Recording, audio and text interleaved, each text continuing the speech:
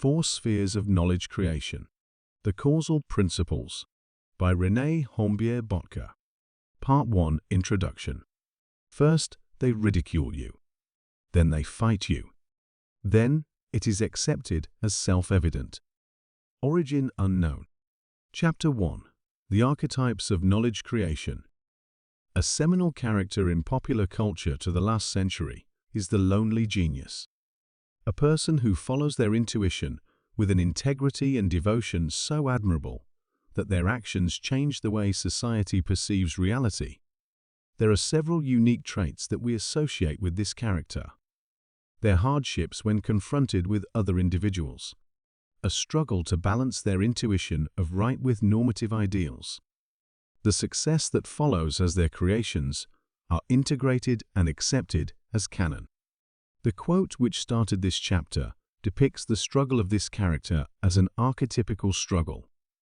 A struggle where the artistic genius must encounter three archetypical spheres of knowledge creation.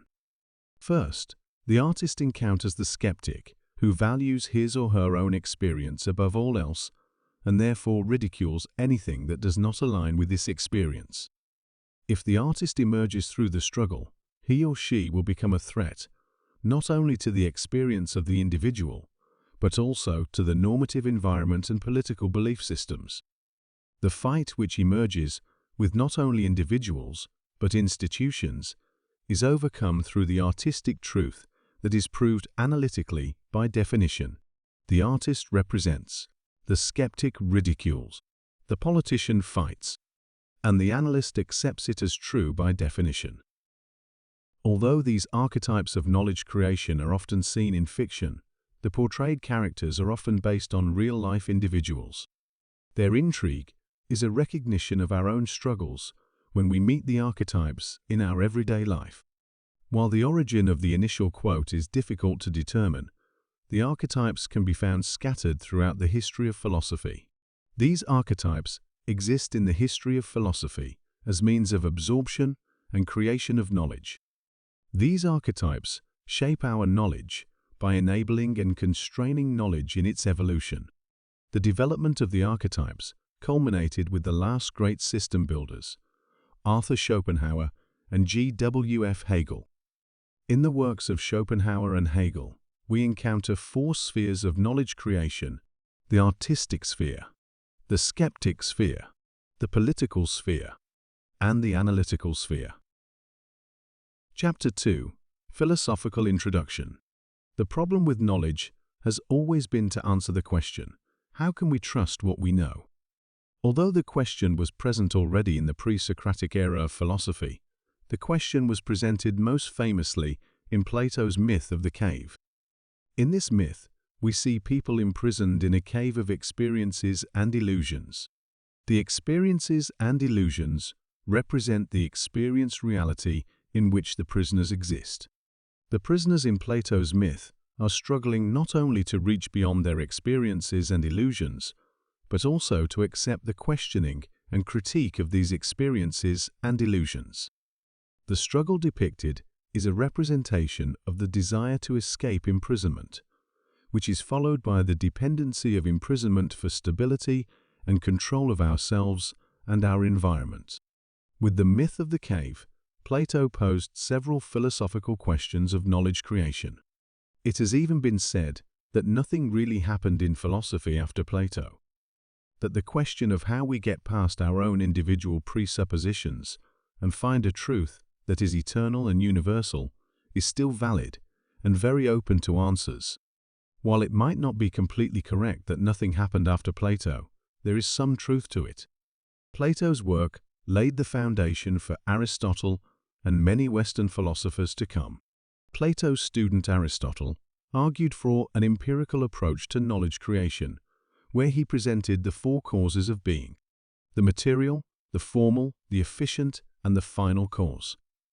It was thought that if the questions of these four causes could be answered, we would know the true being of an object. The material cause answers the question of which material an object is made of. The formal cause refers to the identification of an object as a differentiated item, namely, in which form the material is represented. The efficient cause refers to the effect of an object, namely, what it does or what it can do, and in relation to whom or what. The final cause refers to the other causes coming together, thereby revealing the object as an individual object in the grand scheme of reality. I wish to add a small note on these causes, because they will become somewhat central to the framework presented in this book. The material cause will be the ontological framework of Leibniz. The formal cause will be the delineation of an object from other objects through shared boundaries. The efficient cause will be the definition of an object through interactions with other objects. The final cause will be an infinite pre-established harmony, which constitutes and governs interaction between objects as a foundation of causality. But more on that later. Here, as with other philosophical frameworks, we see the remnants of the ancient Greek philosophical tradition.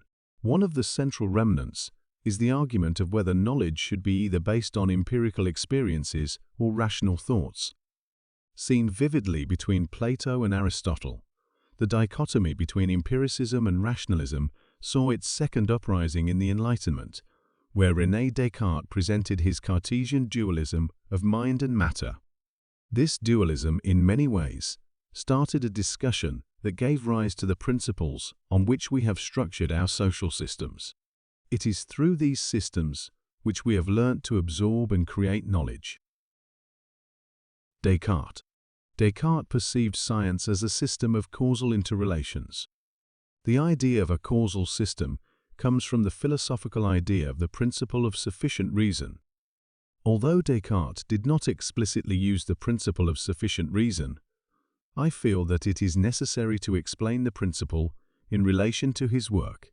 The principle of sufficient reason states that for any event to happen, there must be a sufficient reason for it to happen. The proposition is that the world is not random. The world works as a system of causal interrelations, where the job of science is to understand this system of causal interrelations. Contrary to what most people think, the most difficult task of science is not to reach a conclusion for an argument. The main task for science is to prove that the premises of an argument are true. The problem lies within the fact that each premise is the conclusion of another argument, which in turn requires proof for its own premises. If we are to pursue this thought process, we run into the problem of an infinite regression. This infinite regression has proved to be perhaps the biggest obstacle for science. One of the primary objectives of philosophy of knowledge has been to find ways of dealing with the problem of infinite regression. One way to completely dismiss the idea of infinite regression would be to find a single point of certainty. If this could be done, infinite regression would no longer be a viable thought pattern, as a finite premise would be evident as this point of certainty. This would present an undoubtable premise, which we could use to build our arguments, and thereby explain how the world works as a system of interrelations.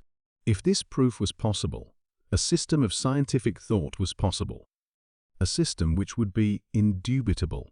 This problem was indeed the problem which Descartes believed that he had solved. René Descartes pursued a point of absolute certainty through a process called the Cartesian Method of doubt. The conclusion of this method was the Latin phrase, cogito ergo sum. This phrase was famously translated into the phrase, I think, therefore I exist. Contrary to popular interpretation, this statement has little to do with existentialism or what it means to exist as a human being. Quite the contrary. The statement became the foundation of modern natural science.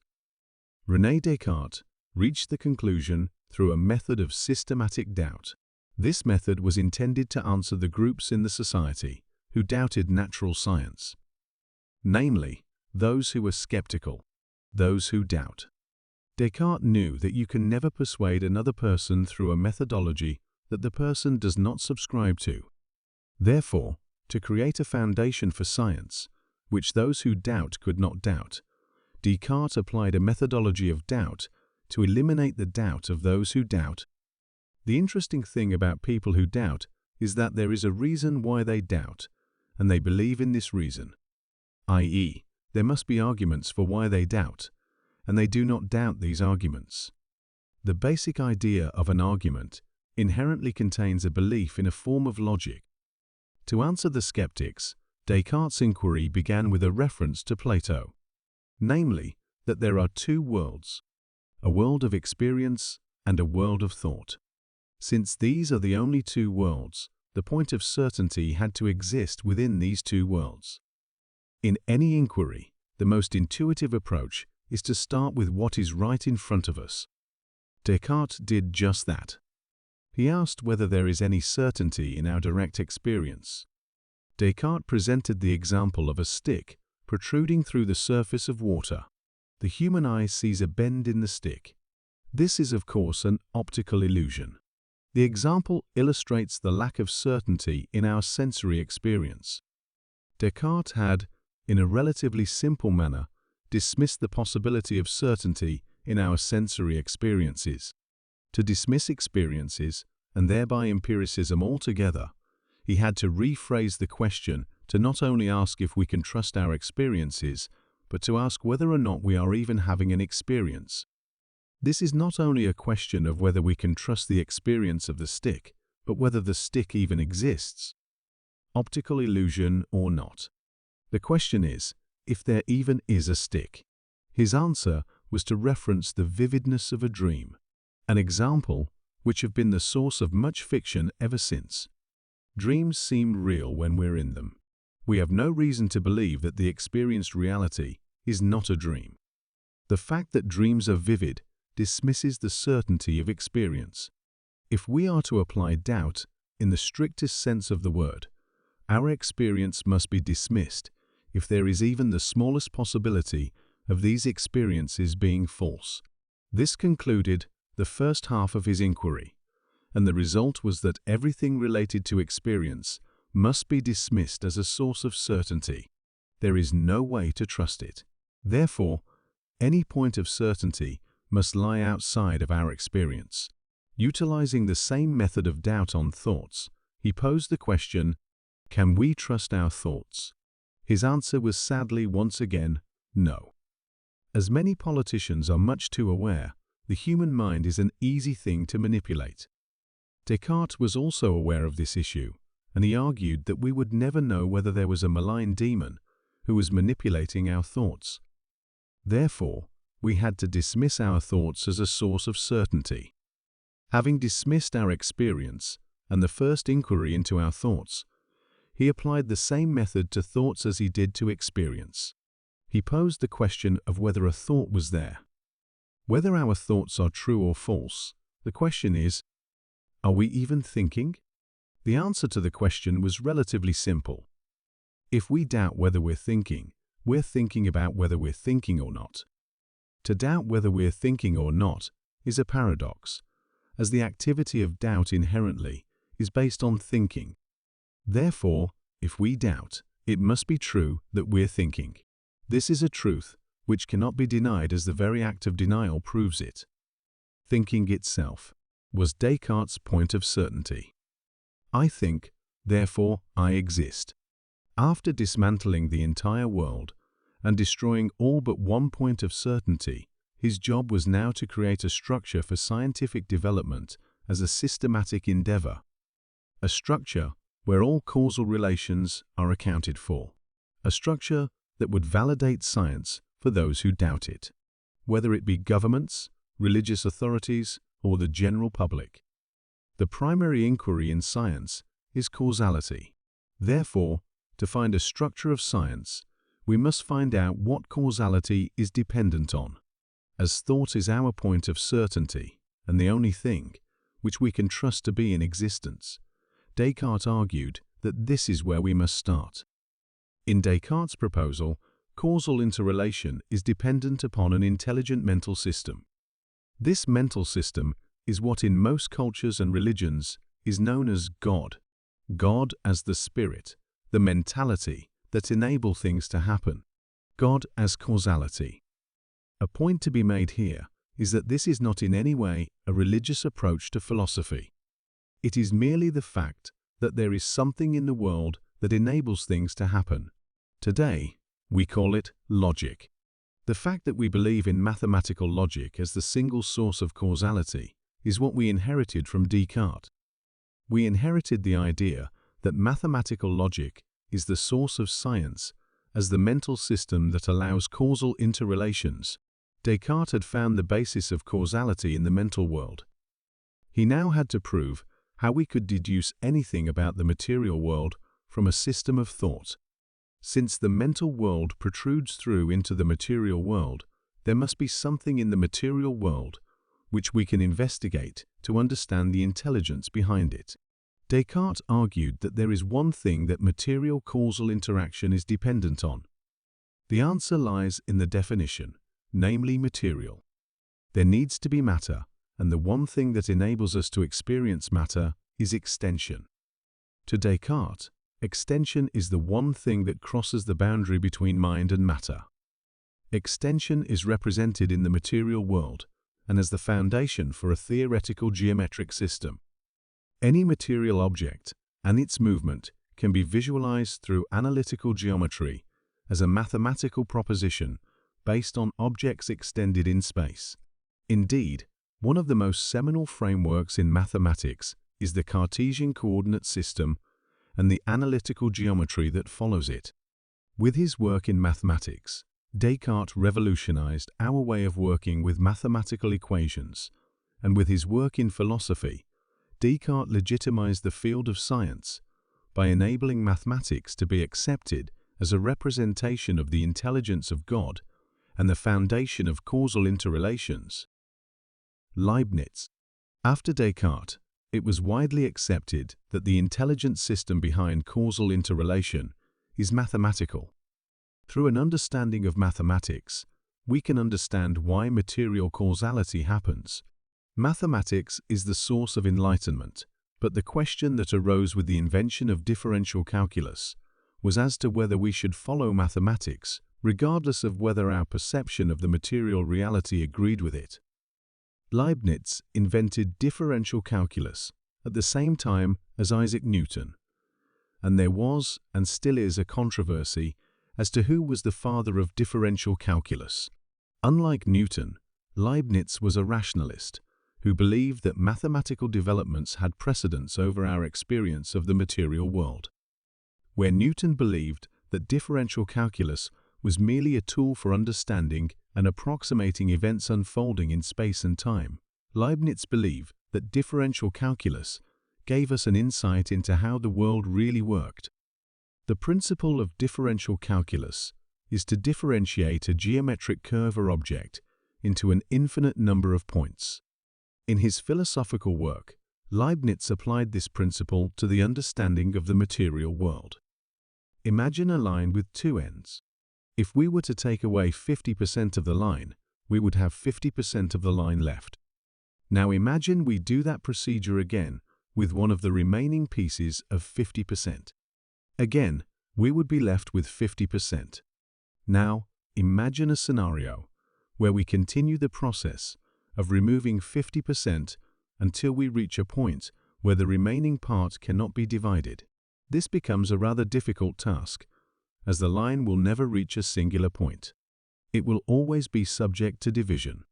What we see in this thought experiment is that the pursuit of a remaining part that cannot be divided is impossible, as the remaining part will always be divisible. With this thought experiment, Leibniz showed that if the foundation of something material is extension, anything material will always be a complex composite made up of more than one component. The implication of this argument is radical, namely that the substance, which is singular and indivisible, is immaterial. With this argument, Leibniz gave an answer to Aristotle's first cause, the material cause, the question of what an object is made of. The argument became the foundation of a perception of a world consisting of an unlimited amount of intelligent, immaterial, indivisible particles. Monads was the name which Leibniz used to express these immaterial particles. According to Leibniz, monads come together in composites to create matter in a process of interaction. The interaction is performed through expression and perception.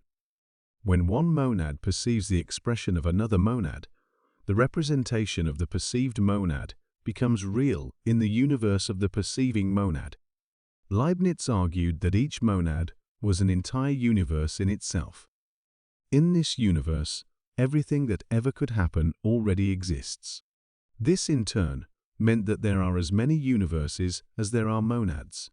All of these universes combines to make up a divine pre-established harmony of interaction.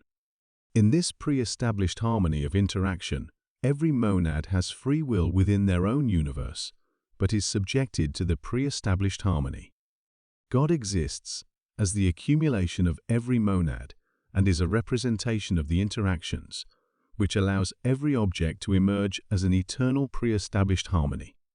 He thereby gives an answer to Aristotle's second, third, and fourth causes: the formal, the efficient, and the final. The formal cause is the extension based on the shared boundary between a perceiving and expressing monad.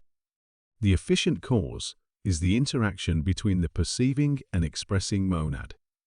The final cause as the pre-established harmony, which allows interaction, and thereby the emergence of all phenomenal objects. For the reader with an interest in contemporary physics, the ideas of Leibniz should sound familiar. Many of the propositions from Leibniz's theories is present in both quantum mechanics and other contemporary frameworks of physics. In this book, the reader will also experience topics that are hard to distinguish from contemporary topics in physics, i.e. Heisenberg's uncertainty principle, Schrödinger's cat, quantum entanglement, etc. As I am not a physicist, I cannot go into details with the theories. Furthermore, I won't for the very same reason I am mentioning them. Namely that the topics presented in this book are based on Leibniz, among others, and are to be interpreted as such. The topics are not representations of their contemporary resembling topics in physics. That being said, the topics resemble contemporary physics to a very large degree. To such a degree that Leibniz perhaps should be considered the father of quantum mechanics. However, this is not so, and perhaps the reason lies in the reception of the theories by his contemporaries. For the 18th century academic community, the theory of multiple universes, immaterial particles, and perception-dependent material existence was too extreme to consider as even remotely possible. Leibniz was to some extent forced, either by himself or others, to publish works that were specifically made for the public and works of a more stringent philosophical quality. The works which were directed at the public often consisted of crude arguments and persuasive, agreeable prose that was easy to understand and not in conflict with the normative environment in which he lived. One of the clearest examples of this was when he argued for the existence of free will.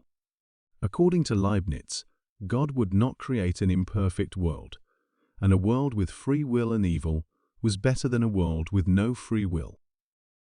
While this argument can receive some sentiment, there is little logical coherency within it.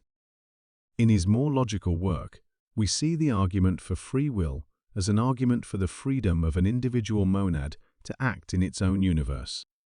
Every monad consists of an entire universe in itself. Reality, therefore, consists of an infinite number of universes, and every monad is free to act within its own universe. A much more logical proposition, but also a proposition which could be perceived as foolish or even blasphemy at the time. A proposition which could bear considerable consequences in his time. Leibniz never published the full magnitude of his thoughts. Whether it was because of the risk of persecution or ridicule, the public never received full insight into his theories. At the same time, Newton was storming the field of natural science with his work, Philosophiae Naturalis Principia Mathematica. Newton opted to present a theory of objects in absolute space and time. Instead of following mathematics as a rationalist, Newton chose empiricism. Newton won the favor of the public, and his theories became the cornerstones of classical physics. What followed was an empirical revolution that swept through the academic communities, starting with Newton's friend John Locke. Locke. What if the mathematical system fails in the face of our experiences of the material world? Should we still believe it? For the rationalists, the answer is most definitely yes. If mathematics shows something that does not align with our experience of the material world, then surely we must doubt our experience. For the empiricists, the answer was quite the opposite. We must always take our experience of the material world as the source of certainty. What about optical illusions and the likes, you ask? Descartes just proved that we could not trust our experience. The philosopher John Locke had an answer to this. Locke, who is often viewed as a political philosopher, founded these political thoughts in an epistemological system of empirical knowledge development. Locke was indeed very inspired by Descartes. Along with his friend Isaac Newton, Locke completely agreed that mathematics could be used to describe the causal interrelations in the world. However, this was also all there was to it. Namely, description. Mathematics, for the empiricists, is a descriptive system, and if the experience does not align with the mathematics, the math is wrong. However, he was very aware that illusions existed, and to solve this problem, he divided the components of an experience into two qualities: primary and secondary qualities. Primary qualities are the qualities that can be expressed mathematically as units: length, width, height, distance, weight, etc. These elements can be measured through units that exist outside of our interpretation as standardized units. Whether it be the metric, imperial, or other systems of measurement, if we share the standard, we can be certain that it is not an illusion of the individual. Therefore, any experience that is accurately represented through a mathematical proposition using a standardized system of measurement will be replicable as an experiment. The problem for science occurs when we substitute primary qualities with secondary qualities.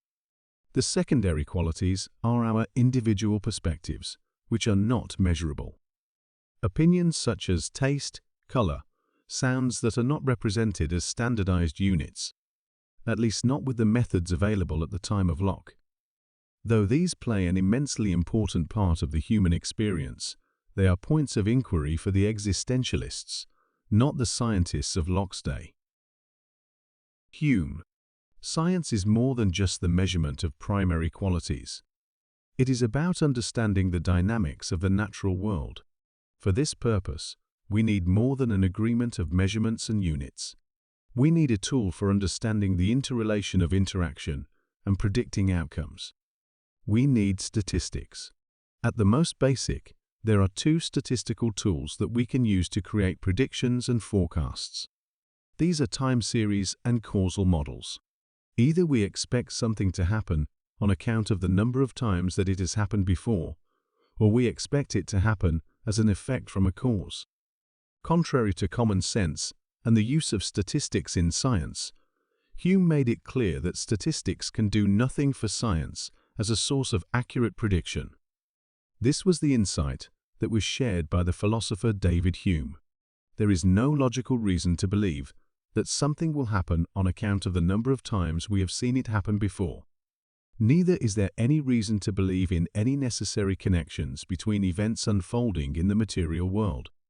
The question that arises is as to what happens to science when there is no certainty in the tools that we use to analyze the events that are unfolding.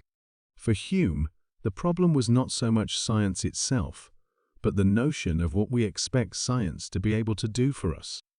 If we do science to find truth, we are on a hopeless quest. Truth will never come from the tools we have at our disposal.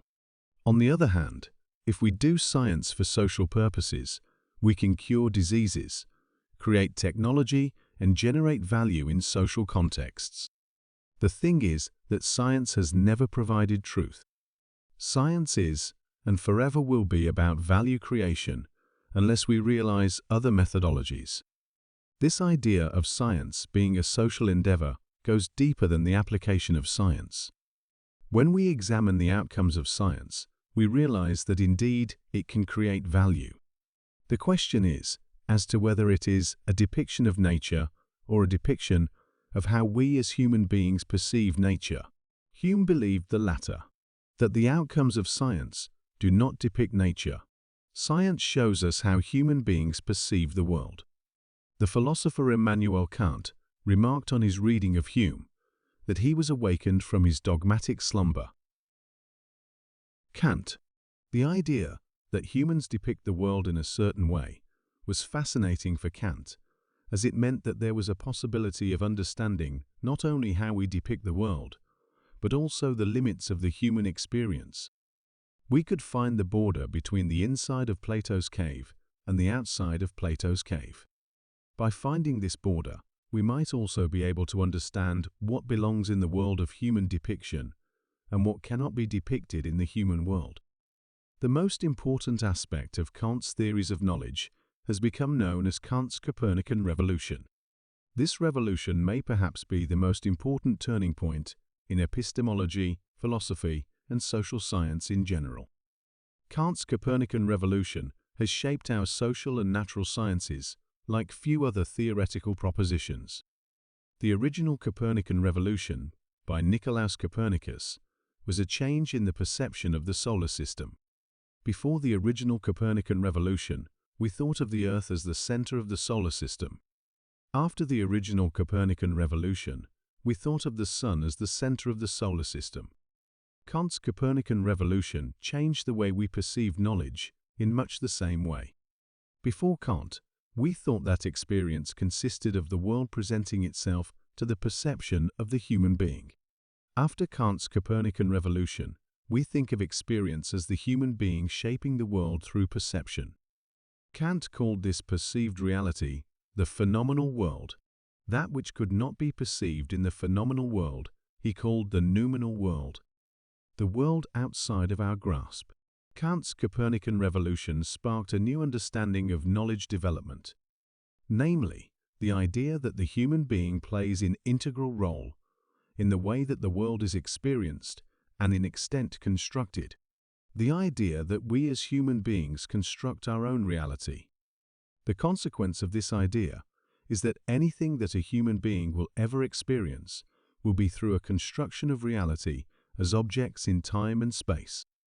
Kant's Copernican Revolution left us with three fundamental perceptions of knowledge development: rationalism, empiricism, and constructivism. The great system builders. It is almost like we have on a pair of glasses that shapes our reality as objects in space and time. A pair of glasses we can never take off. Or, can we? This was the job which Schopenhauer and Hegel took upon themselves: to transcend the experienced world of objects in time and space and understand a reality beyond human experience. To transcend the phenomenal world and understand the noumenal world. To understand the thing in itself or the thing for itself. Schopenhauer and Hegel lived at the same time and taught at the same university. Hegel was the older professor.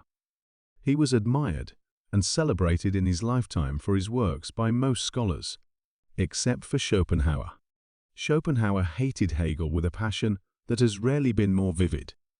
He continuously criticized Hegel. He ridiculed him publicly and even placed his own lectures at the same time as Hegel in an attempt to leave Hegel in an empty auditorium. An attempt that, as the story goes, backfired spectacularly when no one showed up for Schopenhauer's lectures. The real question to ask is why he hated Hegel with such a passion. The answer is to be found in their approach to transcending human constructivism. Schopenhauer and Hegel represent perhaps the two most extreme versions of empiricism and rationalism, where both are trying to transcend the constructivist phenomenal world in search of truth. Schopenhauer represented empiricism. As an admirer of Locke, he believed that experience is essential to understanding both the phenomenal world and the noumenal world. Rationalism, on the other hand, would lead us into a world of illusions. However, as both Hume and Kant argued, empiricism suffered from the problematic fact that all experience is phenomenal and happens through an interpretation which our senses and mental faculties impose on the event that is being experienced. The method of transcending, therefore, meant that we had to experience without the interpretation that is imposed by our senses or mental faculties. In the book, The World as Will and Representation, Schopenhauer proposes a solution to the problem of experience by envisioning the world in a way that differed dramatically to the worldview that Newton had presented. The worldview presented by Schopenhauer is to be found in the title, The World as Will and Representation. The will is the noumenal world, and the phenomenal world exists for human being as an analog representation of the will. To understand the meaning of this, it is helpful to look towards one of Schopenhauer's greatest admirers, the physicist Albert Einstein. To some extent, Einstein's formula, E equals mc squared, is a rewrite of the title, The World as Will and Representation.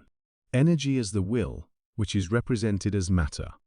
To understand Schopenhauer is to understand the noumenal world as a form of energy, which is represented to human beings as the phenomenal world.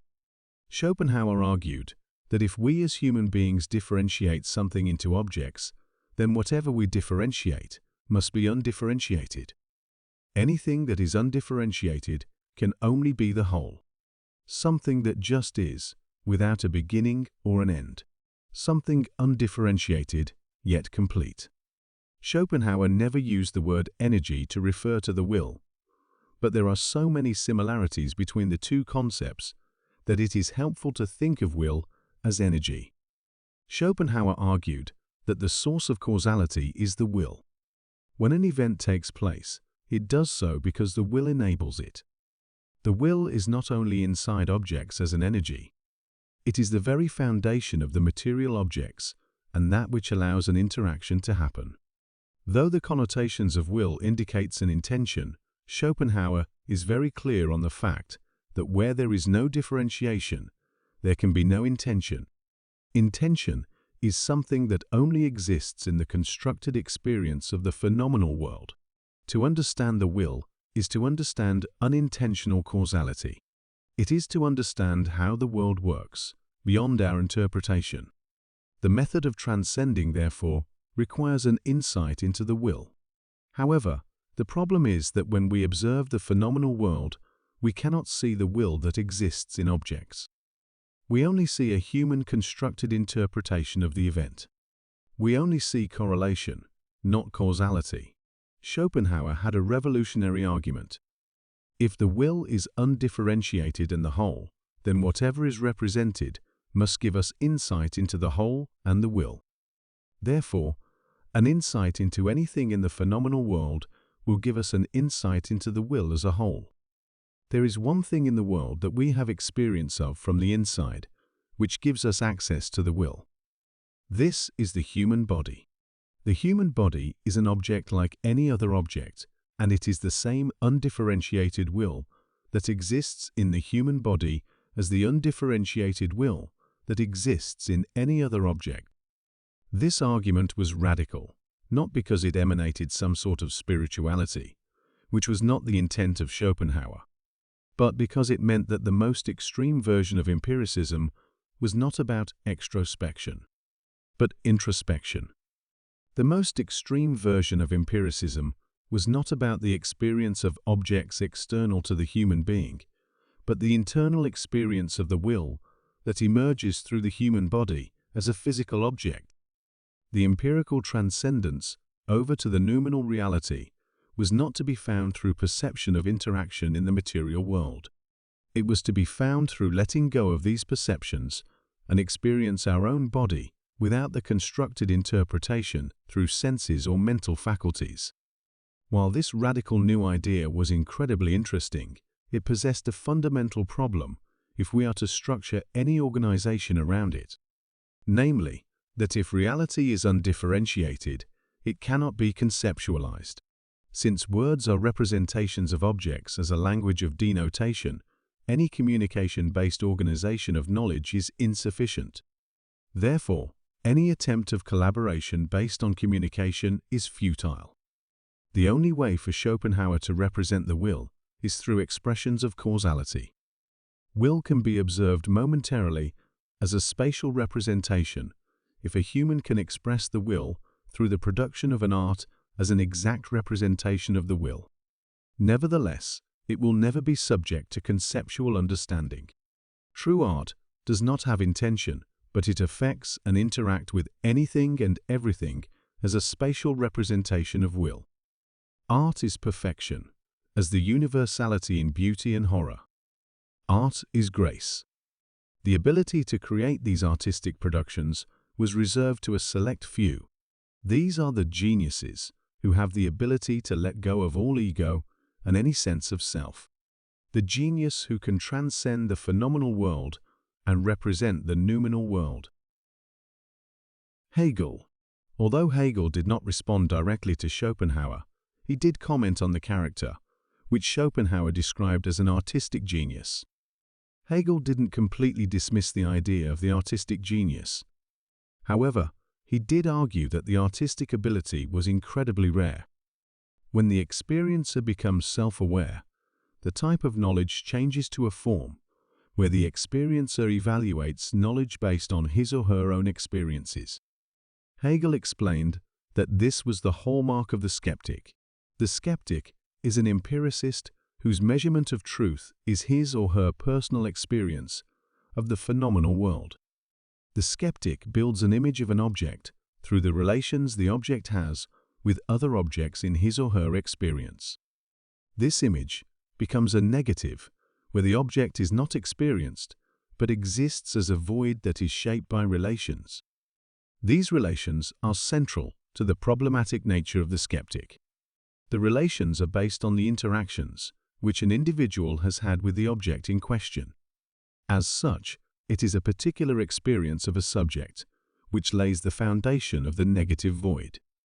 Only through time and the relations which an object has with an eternal reality can the issue of a constructed phenomenal experience be transcended according to Hegel. Once we understand all possible relations that an object can have with other objects, the issue of negativity is no longer problematic. The void is defined comprehensively through all possible relations and is therefore representative as a noumenal object. Much like Schopenhauer's book, The World as Will and Representation, Hegel's framework can be understood from the title, The Phenomenology of Spirit. Spirit in this framework is to be understood as the logical framework that enables phenomena to happen, much like Schopenhauer's will or Leibniz's pre-established harmony. On this point, they are not in total disagreement. However, where Schopenhauer followed a monistic thought pattern as a legacy from Spinoza, Hegel followed the pluralistic thoughts of Leibniz. Leibniz argued that divine insight was a product of understanding the universe of all monads. The aggregation of all monads represents the pre-established harmony that allows interactions between objects. To understand the universe of a monad, therefore, is to understand its possibilities for interacting with other objects. Therefore, if we understand every possible interaction that an object can have, we can understand the universe of the monad which formed the basis for that object. We can understand the pre-established harmony if we understand all possible interactions. This is because the process will allow us to have a full understanding of the phenomenal world as an analog plural differentiated representation of the noumenal world. Hegel argued that if we were to understand an object as it is experienced in all interactions and thereby relations, we would then be able to understand the object as it exists in an objective noumenal reality. This would allow the object to separate itself from existence inside a subjective reality and position itself on its own in the totality that is reality. What would be left is the thing for itself. This is the real, without the illusions of the individual. The spirit is the rationality that exists in everything that is real and the real is a representation of the rationality of the spirit. Descartes argued, experiences are subject to wrongful interpretations. We do experience illusions, which are not real nor rational. Illusions, which we must dismiss on account of this irrationality. The dismissal of irrational illusions was to become the key to transcendental insight for Hegel. According to Hegel, we understand what is right and rational through what is wrong and irrational. The movement towards rationality occurs when the skeptic is confronted with the illusions of his or her particular experience reality in an interaction with another particular experience reality. This interaction takes place through the experience of conflicts. Conflicts portrays the irrationality of illusions. We merge individual particular realities and take a step closer to understanding the rational objectivity of spirit. When we accept that our perspective is irrational, we overcome conflicts by merging our own particular reality with the particular realm of others. We exchange experiences, ideas, and everything we have amassed through our life. We exchange our property. Over time, perspectives become more and more refined and defined through the exchange of property, and we inch closer and closer towards understanding a reality where all conflicts have been resolved. We move towards a rational, eternal understanding of the world. This process is the process of history. The process is known as the dialectic process and consists of 3 stages. Stage 1 is the thesis. The thesis is a situation where a particular understanding dictates the relations. Stage 2 is the antithesis, where the conflicts are revealed in a confrontation with another particular understanding through an exchange of property. Stage 3 is the synthesis, where the thesis and antithesis are merged and both particular realms synthesize to create a new particular understanding as a new thesis. And so the process repeats itself. When all the confrontations between perspectives have happened and all conflicts are resolved, we will have a full insight into the rational structures of phenomena in relation to an objective reality. Schopenhauer refused to believe that any objective reality could be reached. He believed that merging one illusion with another illusion would just create more illusions. He believed that we would become engulfed in a normative environment of illusions based on the political ability of an individual to persuade others of their personal insights. Schopenhauer even accused Hegel of just that when he called him a windbag and a charlatan. Although Schopenhauer did not clearly explain this, the outcome has been interpreted by many as a situation where the most skilled in political debate would reach a position at the top of a totalitarian hierarchy. Indeed, that is also how many have understood Hegel ever since, as a supporter of totalitarian social structures. Through a thorough reading of Hegel, it becomes clear that this is not the case. Hegel was in no way a supporter of totalitarian hierarchies. Hegel argued in his book, Philosophy of Rights, that the portrayed social structure would be totalitarian if the social structure was not founded on an external source of validity in either science or religion. Like John Locke's thoughts on primary and secondary qualities, we need a measuring stick, a standard which we could agree upon. The standard in social structures is the external source of validity. The external source of validity works to avoid totalitarianism by being the language through which we resolve our conflicts. In relation to science, the language is the specific scientific methodology which has been applied in the given scientific field of study. By building the scientific community with a methodology as an external source of validation, anyone can confront another individual by exposing methodological conflicts. Because the other individual also believes in the same methodological principles, he or she is required to accept the irrationality in his or her scientific discovery if it presents a conflict which is methodologically evident. This allows anyone to reach a higher position in the social hierarchy by applying the correct scientific methodologies. Whoever is at the top of the hierarchy will be there as an outcome of a shared rule set. A rule set which everyone in the hierarchy believes in. If mathematics is the methodology of choice, this would mean that if the mathematics does not concur with the experiment, then it is either a logical flaw in our reasoning or problems with the experiment. Either way, as a rationalist, the mathematics is never wrong and will always align with reality. The real is the rational and the rational is the real. The last great system builders. Where Hegel represented the most extreme form of rationalism, Schopenhauer represented the most extreme form of empiricism. Hegel and Schopenhauer were to become the last great system builders in philosophy. The last philosophers who dealt with understanding everything as an entirety. Since then, all we have seen is fragmentation. Sociology, linguistics, psychology, and other aspects of the theory of knowledge, each individually presented as separate from each other.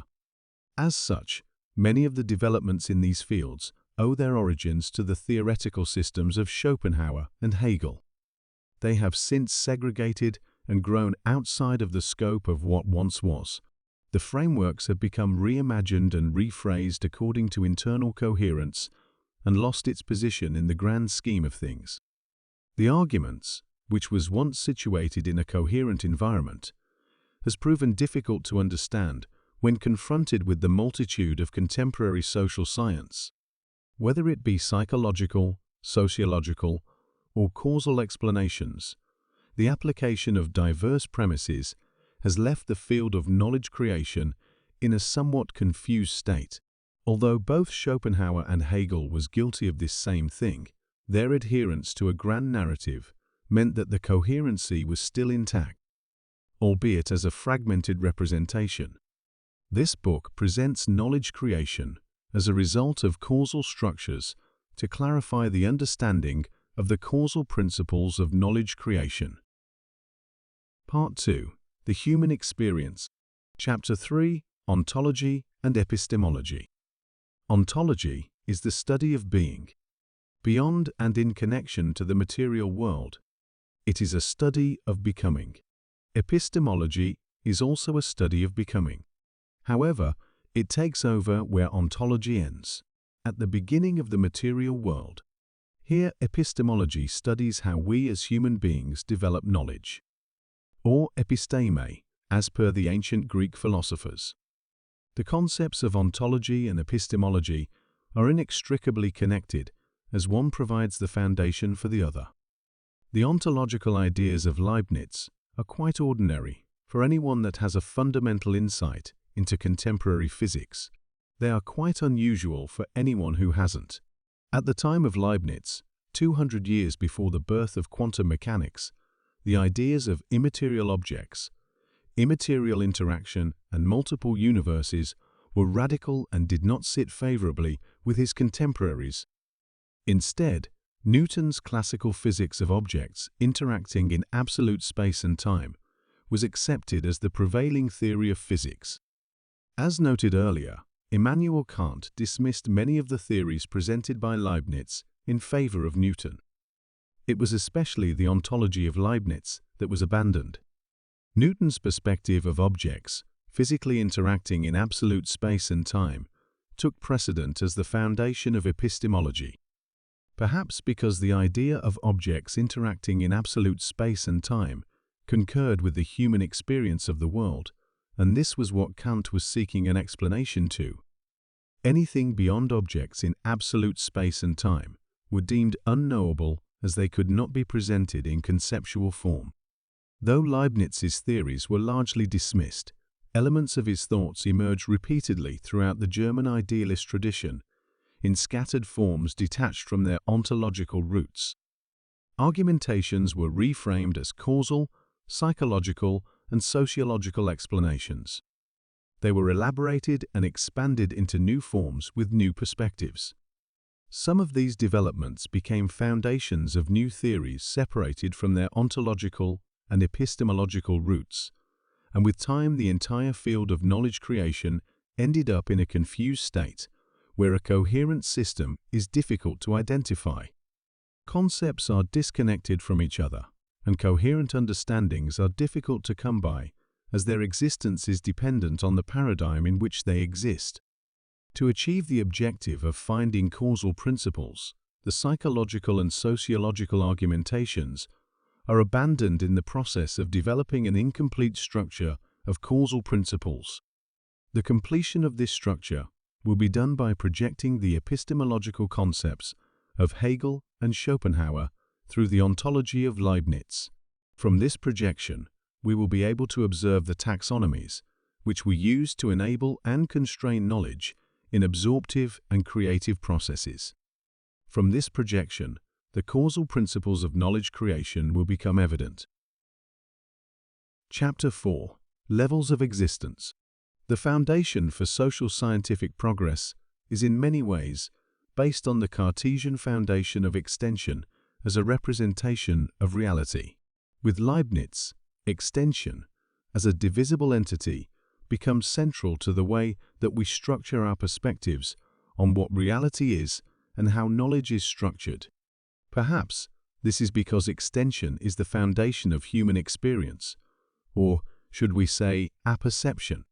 Extension as such is fundamental to what it means to be a human in a material world. Where Descartes used extension and the method of division to determine a foundation for human knowledge, Leibniz was attempting to use division to gaze into what the world is beyond the human experience. Where Descartes searched for a method to reach the end of it all, Leibniz searched for the beginning of it all. In that sense, the mathematical Leibniz is more of a physicist than a social scientist. The mathematical Leibniz is a representation which is important to understand for the reader of this book. Namely, that Leibniz was a polymath in the truest sense of the word. His work is difficult to understand and read, as there is never just one Leibniz in action. There are many different perspectives, which are often misaligned. Furthermore, some perspectives are written for a public, some are written for academics. The religious and mathematical Leibniz often conflict with each other, which has led to many misunderstandings through time. Therefore, it is necessary to denote that this book is an interpretation of the mathematical Leibniz. In addition to this, an important issue needs to be addressed, namely that the property of potential objects in much of Leibniz's writing is assigned religious differentiation of property. Since this approach has been abandoned, and the fact that extension and not property was Leibniz's primary concern, I believe that it is important to inform the reader that the differentiation of property is assigned to Schopenhauer's argument, namely that whatever is not differentiated in the phenomenal world must be undifferentiated. Schopenhauer argued that it is the same will that exists in all phenomenal objects. Although he is monistic and adamant on the fact that there is no multiplicity in the will, we see an interesting perspective. If this idea is projected through the pluralistic ontological framework of Leibniz. In Leibniz's vocabulary, this would mean that the will consists of an infinite amount of indivisible, undifferentiated points, and that each set of indivisible, undifferentiated points contains the same infinite quantity, regardless of its phenomenal extension. A more logical and mathematical proposition than the religious proposition by Leibniz. Therefore, we will use this argument as a substitute for the religious explanation of Leibniz. The result of this ontological framework is a system of quantities and relations, which defines the levels of existence in between the entirety of the finite phenomenal reality and the infinite noumenal reality. The noumenal world, the world beyond human experience, is often referred to as the noumenal world. It is an entity that exists independently of the human experience. It is the noumenal world that lays the foundation of the phenomenally experienced world of human apperception. The noumenal reality is a world that consists of an infinite number of indivisible points. A collection of indivisible points represents a potential object. The indivisible points compose the property of that potential object. The property of an object represents the possible interactions that an object can have with other objects. Within the potential object exists an infinite number of indivisible points. This in turn means that the property of the potential object represents an infinite number of possible interactions. The interacting potential objects become finite and material through an actualization process, where a potential object can share a boundary with another potential object and form a phenomenal composite as an actualized object.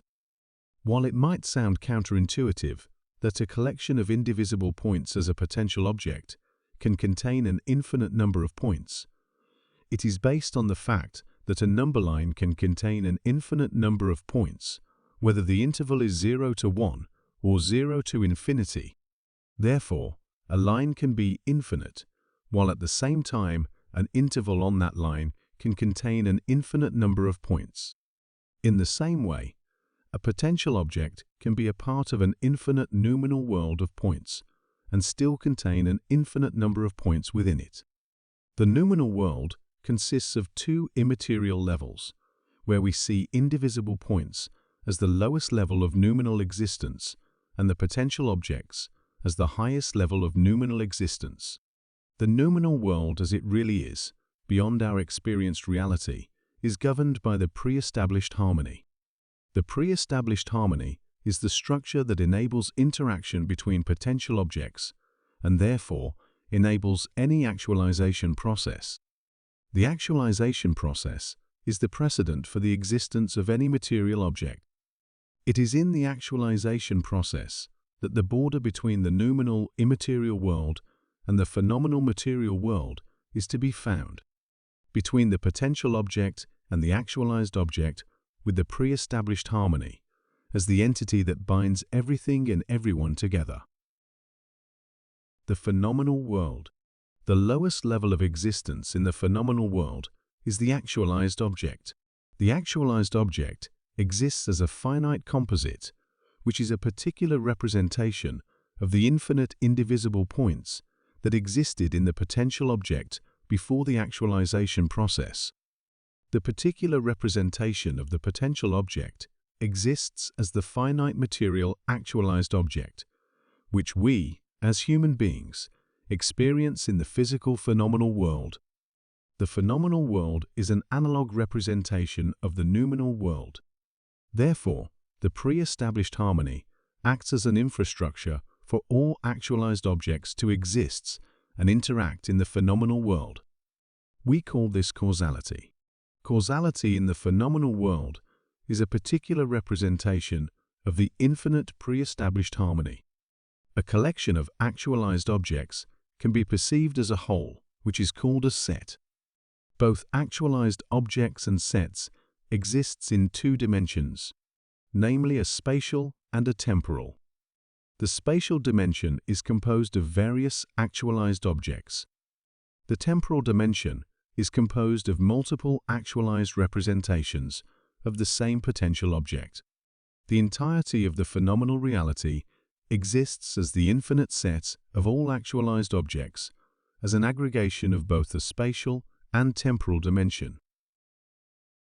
Chapter 5. Human Apperception. Human beings do not perceive the world as it really is. We experience it through a specific form of perception, an apperception, namely the human apperception.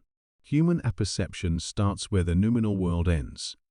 Our understanding of the human apperception is based on the framework which is used to describe the levels of existence.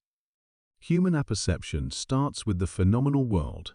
Although the phenomenal world is our experienced reality, the noumenal world still plays an important part in understanding how knowledge is created. Underlying the phenomenal world of human experience lies the noumenal world.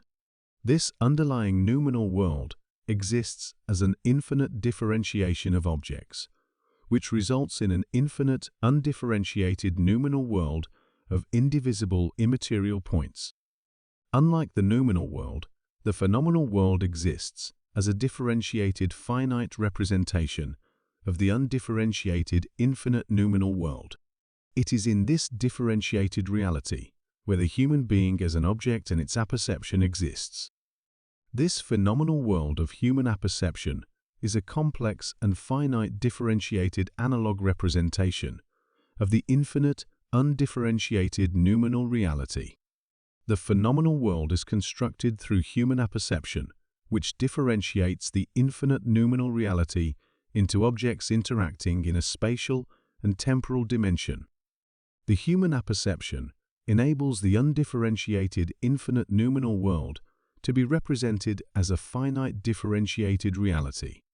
This finite differentiated reality exists as a phenomenal representation of objects interacting in space and time. To understand how two objects interact, it is essential that these two interacting objects must be distinguishable from each other. Objects are distinguished through their extension and property. The delineation of an object represents the extension of an object. The definition of an object represents the property of an object. The distinction between objects is apparent from their delineation and definition. Delineation and definition emerge through a process of actualization, whereby objects are differentiated from each other. The actualization process is the process of interaction, where two objects interact through a shared boundary. Through the shared boundary, two objects can interact. Before an object has undergone the actualization process and interacted with another object, the object only exists as a noumenal, undifferentiated, immaterial potential object, and not a phenomenal, differentiated material, actualized object. Therefore, interaction between objects is immaterial and never direct. Interaction is an immaterial, indirect exchange of property that takes place in the actualization process as expression and perception. The indirect exchange of property takes place when an object perceives and recognizes the expression of an expressing object. The actualization process is not a spontaneous incident where one object randomly encounters any other object. Any interaction is predicated on the possibility of interaction. For any interaction to take place, a shared boundary needs to be possible. The possibility of a shared boundary to exist is predicated on the ability of an object to perceive the expression of another object. For any actualization process to exist, the circumstances for interaction must be inherently present as property within the objects that engages in the actualization process.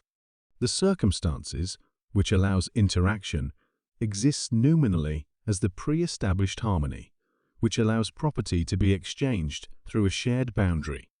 The infinite noumenal property of an object constitutes the noumenal potential object and the possible representations as an actualized object.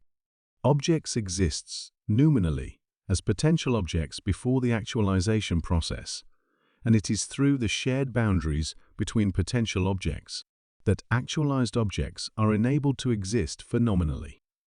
The actualization process enables the shared boundaries to become apparent and enables objects to be delineated and defined, and thereby present the differences between objects.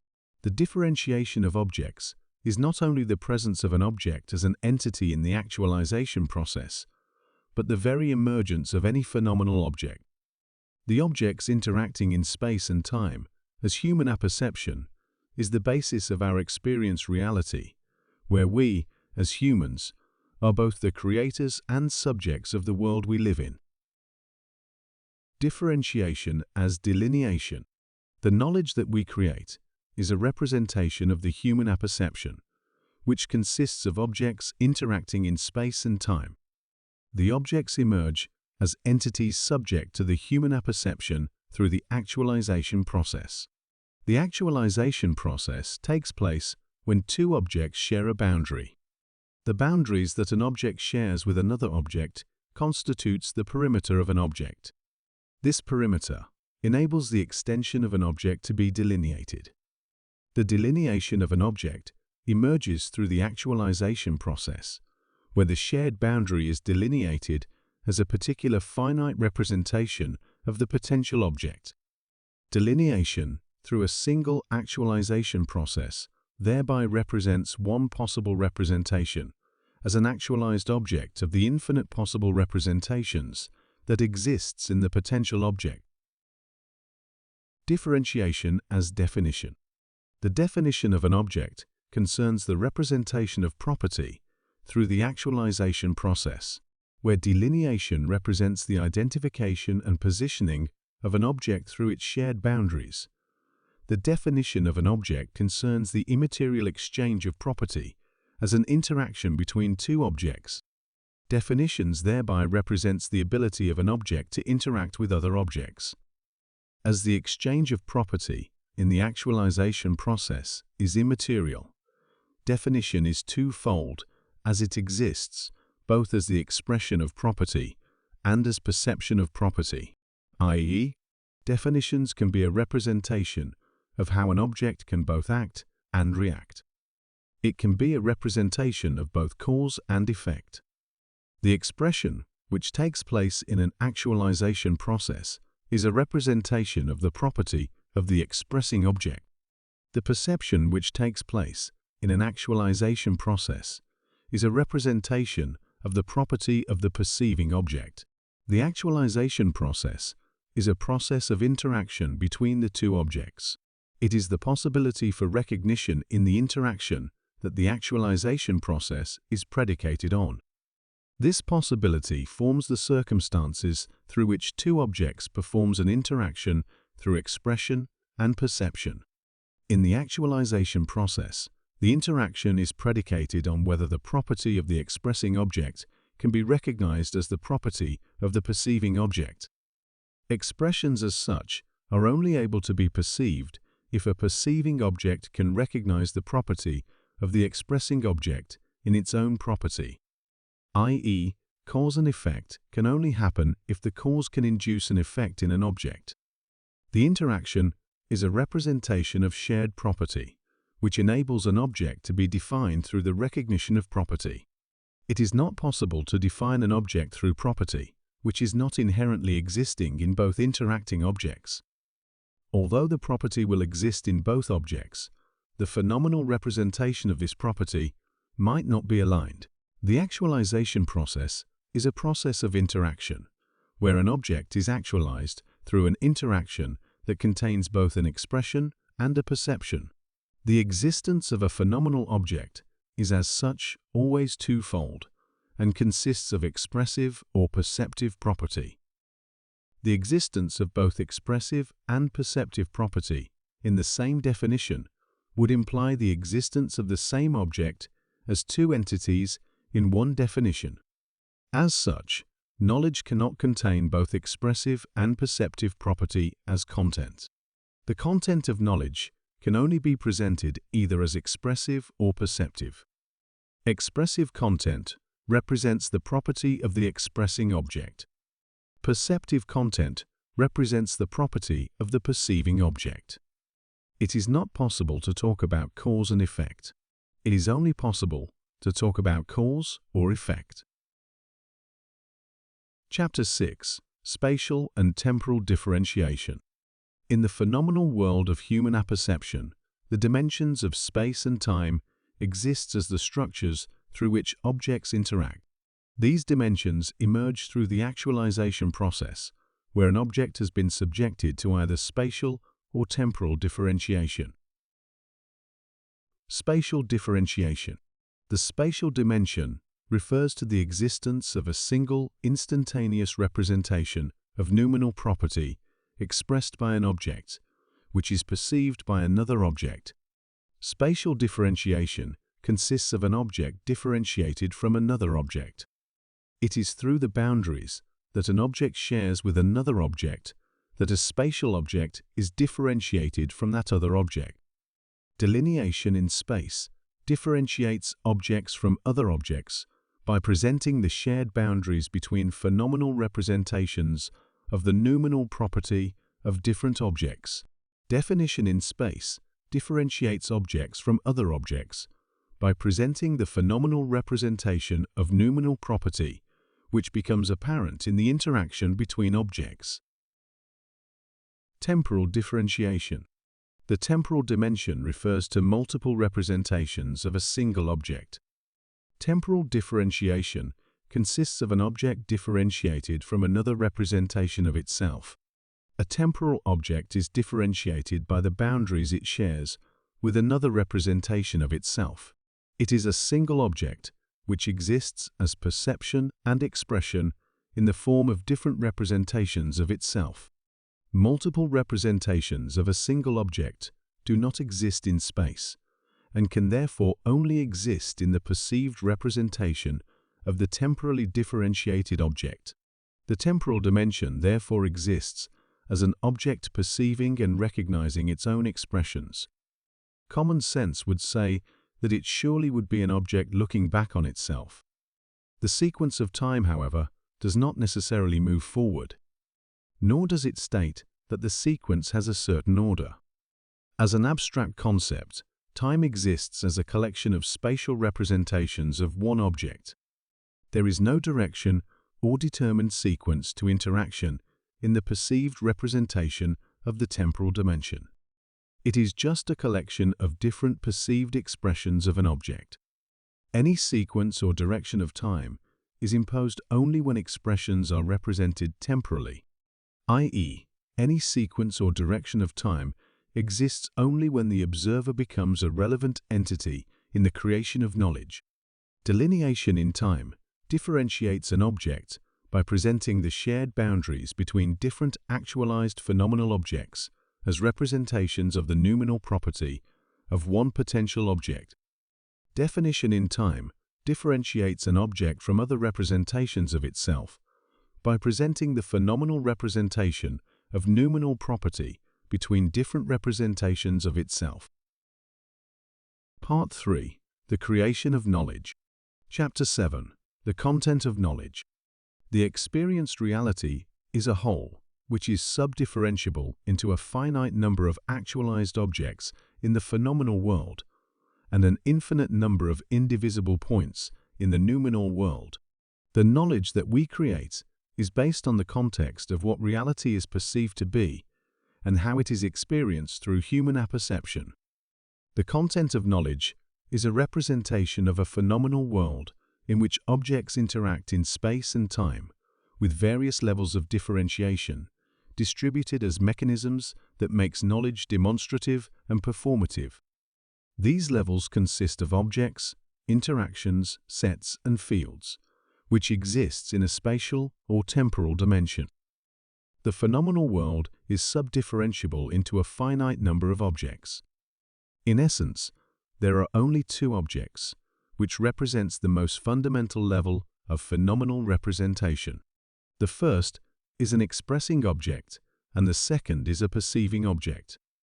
Any subdifferentiation of these two objects belongs in the noumenal world and consists of indivisible points, as the property that composes potential immaterial objects.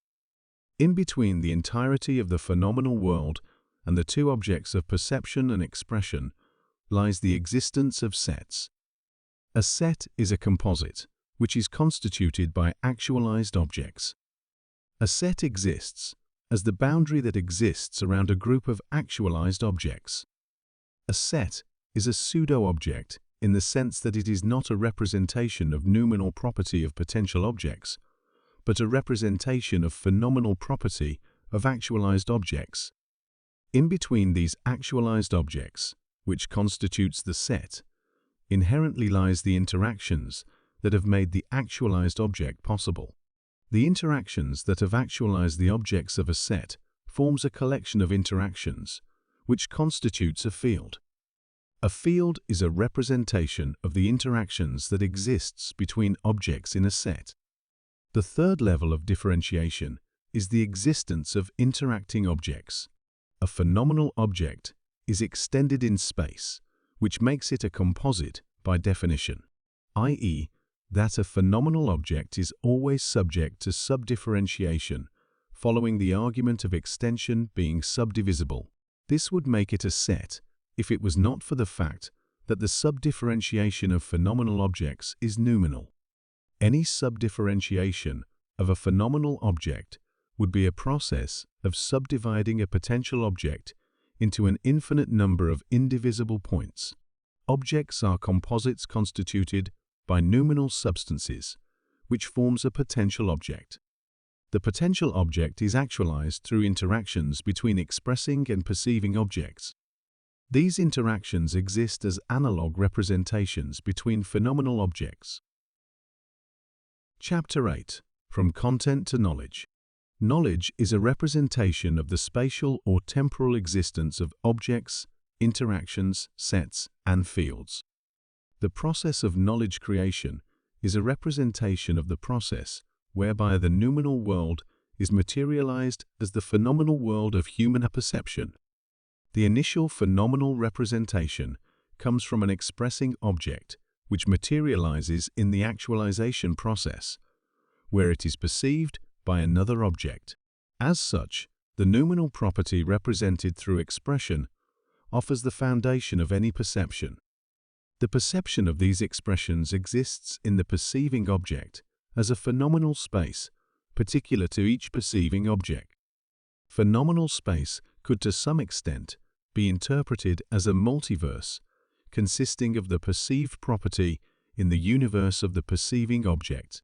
The noumenal property of an object is infinite, and the expression, as a representation of noumenal property, is multifaceted, subject to the recognition of perceiving objects. This makes phenomenal space a composite of expressive phenomenal representations of a noumenal undifferentiated metaphysical reality, subjected to the recognition of property by perceiving objects. Space as the initial phenomenal representation of an expression creates the foundation for another dimension that owes its existence to multiple perceptions of an expressing object. The accumulation of these perceptions constitutes the dimension of time. Like space, time is also a composite of phenomenal representations of a noumenal undifferentiated metaphysical reality. Where space is a composite of phenomenal representations of expressions recognized by a perceiving object, time is a composite of phenomenal representations of perceptions, which noumenally represents the recognition in a perceiving object. The sequence or direction of time comes into existence through expressive representations in the temporal dimension. These are expressions of perceiving objects, and therefore not a representation of a noumenal reality. The noumenal representation in time is perception. Time is therefore a nominal representation of the property, which has been used to recognize the property expressed in space. Time represents the noumenal property of perceiving objects. Inherently, time does not exist without space, and the noumenal recognition does not exist without an expressing object. Time needs to receive before it can give. To use a well-known distinction from philosophical traditions, the primary quality of space is expression and the secondary quality of space is perception. The primary quality of time is perception, and the secondary quality of time is expression. Chapter 9. Objects. A phenomenal object is delineated by its extension. Any extended object is per definition subject to subdivision. Because this subdivision is phenomenally finite, there are no single substances in the phenomenal realm. In other words, any material body is subdivisible, and therefore any single substance is immaterial. An object that is constituted by immaterial substances is a potential object before the actualization process. A potential object consists of an infinite amount of immaterial, indivisible points, which are undifferentiated. Multiple immaterial points does not constitute an actualized object. A composite of immaterial points constitutes a potential object as a composite.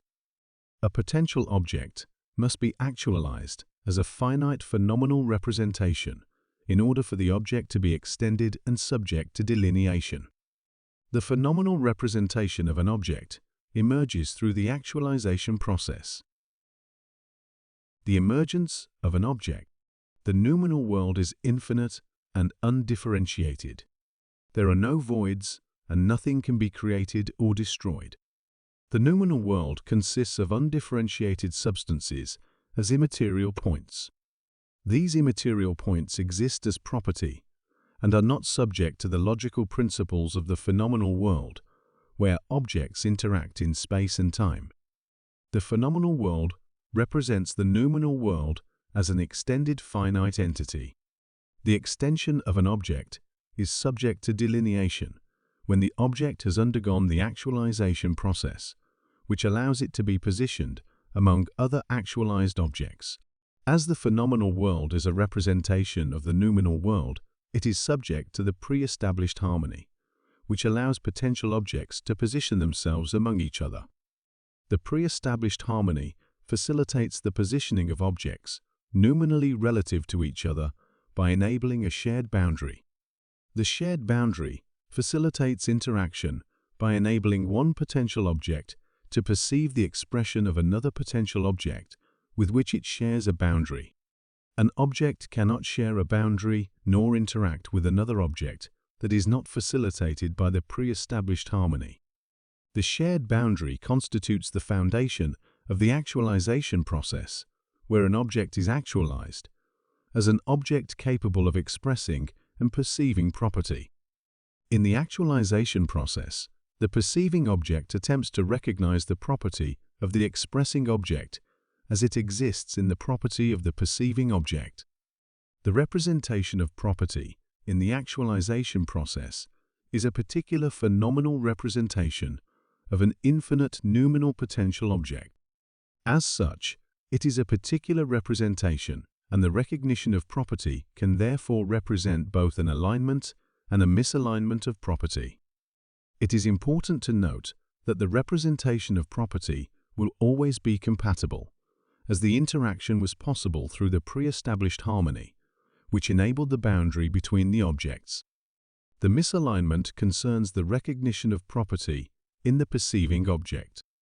The link between the noumenal world and the phenomenal world is the interaction that takes place in the actualization process. This link is the process of recognition. Recognition is the difference between noumenal existence and phenomenal existence. Recognition is the difference between potential and actual being. Positive and negative delineation. The shared boundaries between objects represent the perimeter of an object relative to another object in the actualization process. These shared boundaries are subject to delineation as extension. The delineation of an object is therefore a phenomenal activity. The phenomenal extension of an object can be determined both as a positive perimeter and as a negative perimeter. Determining the extension of an object through a positive perimeter constitutes a positive delineation. Positive delineation presents the perimeter of an object through the representation of itself as an independent entity.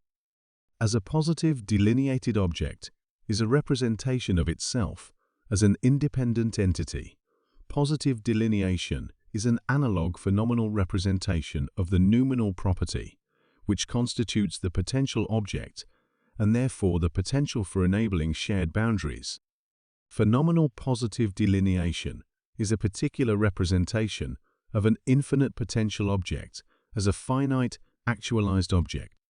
Determining the extension of an object through a negative perimeter constitutes a negative delineation.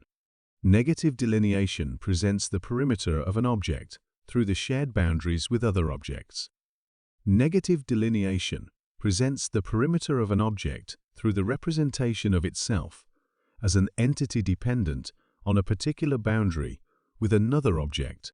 As a negative delineated object is a representation of the object as a dependent entity. Negative delineation is a phenomenal representation of the actualized phenomenal object as it exists in virtue of the object with which it shares a boundary. Phenomenal negative delineation is a particular representation of the particular boundaries that an object shares with other objects. Spatial and temporal objects. A dimension consists only of actualized objects. Anything that is not an actualized object does not exist in the phenomenal world. There is nothing that doesn't have a shared boundary, as there are no boundaries that are not shared in the pre-established harmony of the noumenal world. As the phenomenal world is an analog representation, all boundaries are possible in the phenomenal world as an analog representation of the pre-established harmony. The shared boundaries differentiate one object from another object. By differentiating one object from another, the position of the object in question can be determined by delineating its extension. The boundary of an actualized object can be delineated both as positive delineation or negative delineation. Positive delineation is the delineation of an actualized object in an environment of potential objects. The positive delineation reveals the extension of the potential object that exists as the foundation of the actualized object, which is being delineated. Positive delineation only concerns the object in question, and therefore the potential shared boundaries through which it can interact with other objects. Positive delineation determines what an object is. Negative delineation is the delineation of an actualized object through its shared boundaries with other actualized objects. Negative delineation concerns the actualized object relative to the actualized object with which it has interacted. Negative delineation determines what an object is recognized as, and perhaps more importantly, what it is not recognized as. Actualized objects exist in either a spatial or temporal dimension. The spatial dimension is constituted by multiple actualized objects. A single actualized object in the spatial dimension is delineated by its position relative to other actualized objects. The temporal dimension is constituted by multiple representations of a single actualized object. A single actualized object in the temporal dimension is delineated by its position relative to other representations of itself. Any temporal object has a phenomenal existence founded on a singular spatial representation. Chapter 10. Interaction. Interaction takes place between objects in either the spatial or the temporal dimension. The objects that interact are potential objects composed of an infinite number of indivisible, immaterial points. The potential object constitutes the object in itself as an infinite, undifferentiated collection of indivisible, immaterial points. These points exist as the property of the potential object. In the potential object, everything that can ever happen to the phenomenal object, or because of it, already exists as its property. The property that exists within the potential object enables the actualized object to be defined when it is represented through the actualization process. Before the actualization process, the property of a potential object is infinite and undifferentiated. The property of a potential object becomes subject to definition through the expression of property and the perception of property. It is through the actualization process that the property of a potential object becomes subject to definition as an actualized object. The actualization process consists of interaction between two objects. When two objects interact, they exchange property. The exchange of property takes place when one potential object expresses its property, while the other potential object perceives the expression. Interaction is always immaterial and exists twofold as either an expressive or perceptive act. Interaction does not concern the actualized object, but the actualization process as a constituting process for the actualized object. A potential object can only express what already exists as its property. A potential object can only perceive what already exists as its property. The two potential objects, which engages in the actualization process, are not yet differentiated as actualized objects and subject to definition. The interaction is therefore not an immediate exchange of property. The exchange of property is mediated through the actualization process, where it is differentiated as either expressive or perceptive representation of property. Expressive and perceptive interaction. Interaction is the exchange of property through expression and perception. When a potential object perceives the expression of property from another potential object, it recognizes its own property in the expression. As such, there is no immediate connection between expression and perception. An expression is a differentiated representation of property. A perception is a differentiated observation, wherein a perceiving object attempts to recognize the property of the expressing object in its own property. The interaction in which the property is exchanged is immaterial, and as such an object can only perceive its own property.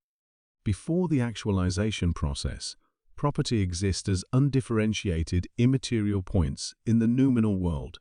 The differentiation of this property and objects exists only in the phenomenal world. Therefore, the interaction between expression and perception is always nominally aligned as a phenomenal representation of the noumenal pre-established harmony.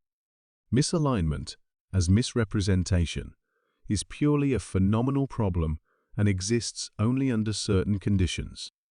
These conditions are the following. When expressed property is perceived in the spatial dimension. When perceived property is expressed in the temporal dimension. Spatial interaction. Spatial interaction concerns the exchange of property and alignment between a single expression from an object and the perception of that expression from another object. Phenomenal space is a composite which consists of expressive representations. The property that materializes in phenomenal space is the noumenal property of the expressing object. Therefore, an expressive interaction in the spatial dimension is a particular analog phenomenal representation of the infinite noumenal property of the expressing object. Expressive interaction in the spatial dimension is immediate in the sense that it is an analog representation. The represented property allows for the object to be defined as an expressive interaction. A perceptive interaction in the spatial dimension is a particular phenomenal representation of the expressed property of an object through the perception from another object. Perceptive interaction in the spatial dimension is the representation of the expressing object mediated through the recognition of the perceiving object. Perceptive interaction in the spatial dimension defines the particular perception from the perceiving object of the expressing object. Temporal interaction. Temporal interaction concerns the relation that exists between the perceived spatial expression of property from an object and the sequential recognition of that property perceived through the property of that same object. Phenomenal time is a composite which consists of perceived representations. The property that materializes in phenomenal time is the noumenal property of the perceiving object. Therefore, a perceptive interaction in the temporal dimension is a particular analog phenomenal representation of the infinite noumenal property of the perceiving object. As all objects emerge as expressions in the spatial dimension, the temporal dimension consists of perceived property. It is the property of the perceiving object that enables the emergence of an actualized object in the temporal dimension as a recognized finite object. A perceptive interaction in the temporal dimension is a particular differentiated analog phenomenal representation of the infinite undifferentiated noumenal property of the perceiving object. The perceptive interaction in the temporal dimension defines the property of the perceiving object as an immediate finite phenomenal analog to the noumenal world. The noumenal property of both a perceiving and an expressing object is infinite and undifferentiated. Although there can be a misalignment between expressed and perceived property, the perceived property will always exist noumenally in the expressing object. As a result, an infinite temporal dimension presents all possible spatial representations of an object, and therefore presents the noumenal property of the expressing object. An expressive interaction in the temporal dimension is a particular differentiated analog representation of the property, which an object has recognized in the spatial expression of noumenal property. Expressive interaction in the temporal dimension is therefore a phenomenal representation of property, mediated through the perception of the perceiving object. Expressive interaction in the temporal dimension defines the object mediated through the finite perception of an expression. Chapter 11. Sets. When multiple actualized objects share a boundary, they form a composite with an outer boundary. The area, which is delineated by the outer boundary, is known as a set. A set is a composite and subdivisible into multiple actualized objects. The actualized objects constitute the set and structures its composition. A set is an analog representation of phenomenal representations of the actualized objects, which constitutes the set. The phenomenal representations of the actualized objects constitute the boundaries of the set. A set consists only of actualized objects, which are a particular representation of noumenal property. A set is therefore not an analog representation of the noumenal property, which the phenomenal representations of the actualized objects in the set are an analog of. Although it is not a representation of noumenal property, the phenomenal world is subject to the pre-established harmony, which allows actualized objects to position themselves among each other and differentiate themselves through delineation. The shared boundaries of a set is therefore subject to the pre-established harmony, as it facilitates the positioning of objects relative to each other by enabling a shared boundary. A shared boundary is the expression of an object subjected to the perception from another object. The pre-established harmony represents all shared boundaries of the phenomenal world. The pre-established harmony determines every position and delineation that an actualized object can have. When an actualized phenomenal object is expressing all possible expressions or perceiving all possible perceptions, it is representing its position and delineation in the pre-established harmony. The shared boundary represents the actualization process, where an object is actualized as an object capable of expressing and perceiving property. The shared boundary facilitates interaction by enabling one object to perceive the expression of an object with which it shares a boundary. An object cannot share a boundary nor interact with another object that is not facilitated by the pre-established harmony. A set is a representation of actualized objects positioned among each other as a representation of their position in the pre-established harmony. The shared boundaries, which exist in a set, is a phenomenal representation of the shared boundaries in the noumenal pre-established harmony. Infinite and finite sets. If the set includes all actualized objects in existence, it is known as an infinite set. An infinite set is the entire phenomenal dimension composed of an infinity of actualized objects. The expression or perception of any actualized object in an infinite set is subjected to the perception or expression from an infinity of actualized objects, and therefore includes all possible representations. An infinite set establishes the pre-established harmony phenomenally, as an analog to the noumenal world. Therefore, an actualized object in an infinite set is an analog to a noumenal potential object. An infinite set does not have an outer boundary as such. The outer boundary of an infinite set is a pseudo-boundary, as it is not constituted by any actualized objects. It is always open to actualization. The outer boundary of an infinite set is constituted as the whole, which is always contingent. The boundaries that exist in an infinite set are all shared by the infinite number of actualized objects, which composes the set. All boundaries in an infinite set are therefore boundaries between objects. A set that is a subset of an infinite set is a finite set. A finite set is a subset of the objects, which exists in an infinite set. As a set consists of actualized objects, the infinite divisibility of the noumenal world does not exist in a finite set. The finite set can therefore not contain infinite subsets. The expression of any object in a finite set is subjected to perception from a finite number of actualized objects. An actualized object in a finite set is a representation of the possible expressions, which other actualized objects in the finite set are capable of perceiving. A finite set establishes a subset of boundaries existing in the pre-established harmony. The boundaries of a finite set are dependent on the phenomenal representations of the actualized objects which composes the set. The outer boundary of a finite set is shared as inner boundaries among the finite number of actualized objects in the set. Spatial and temporal sets.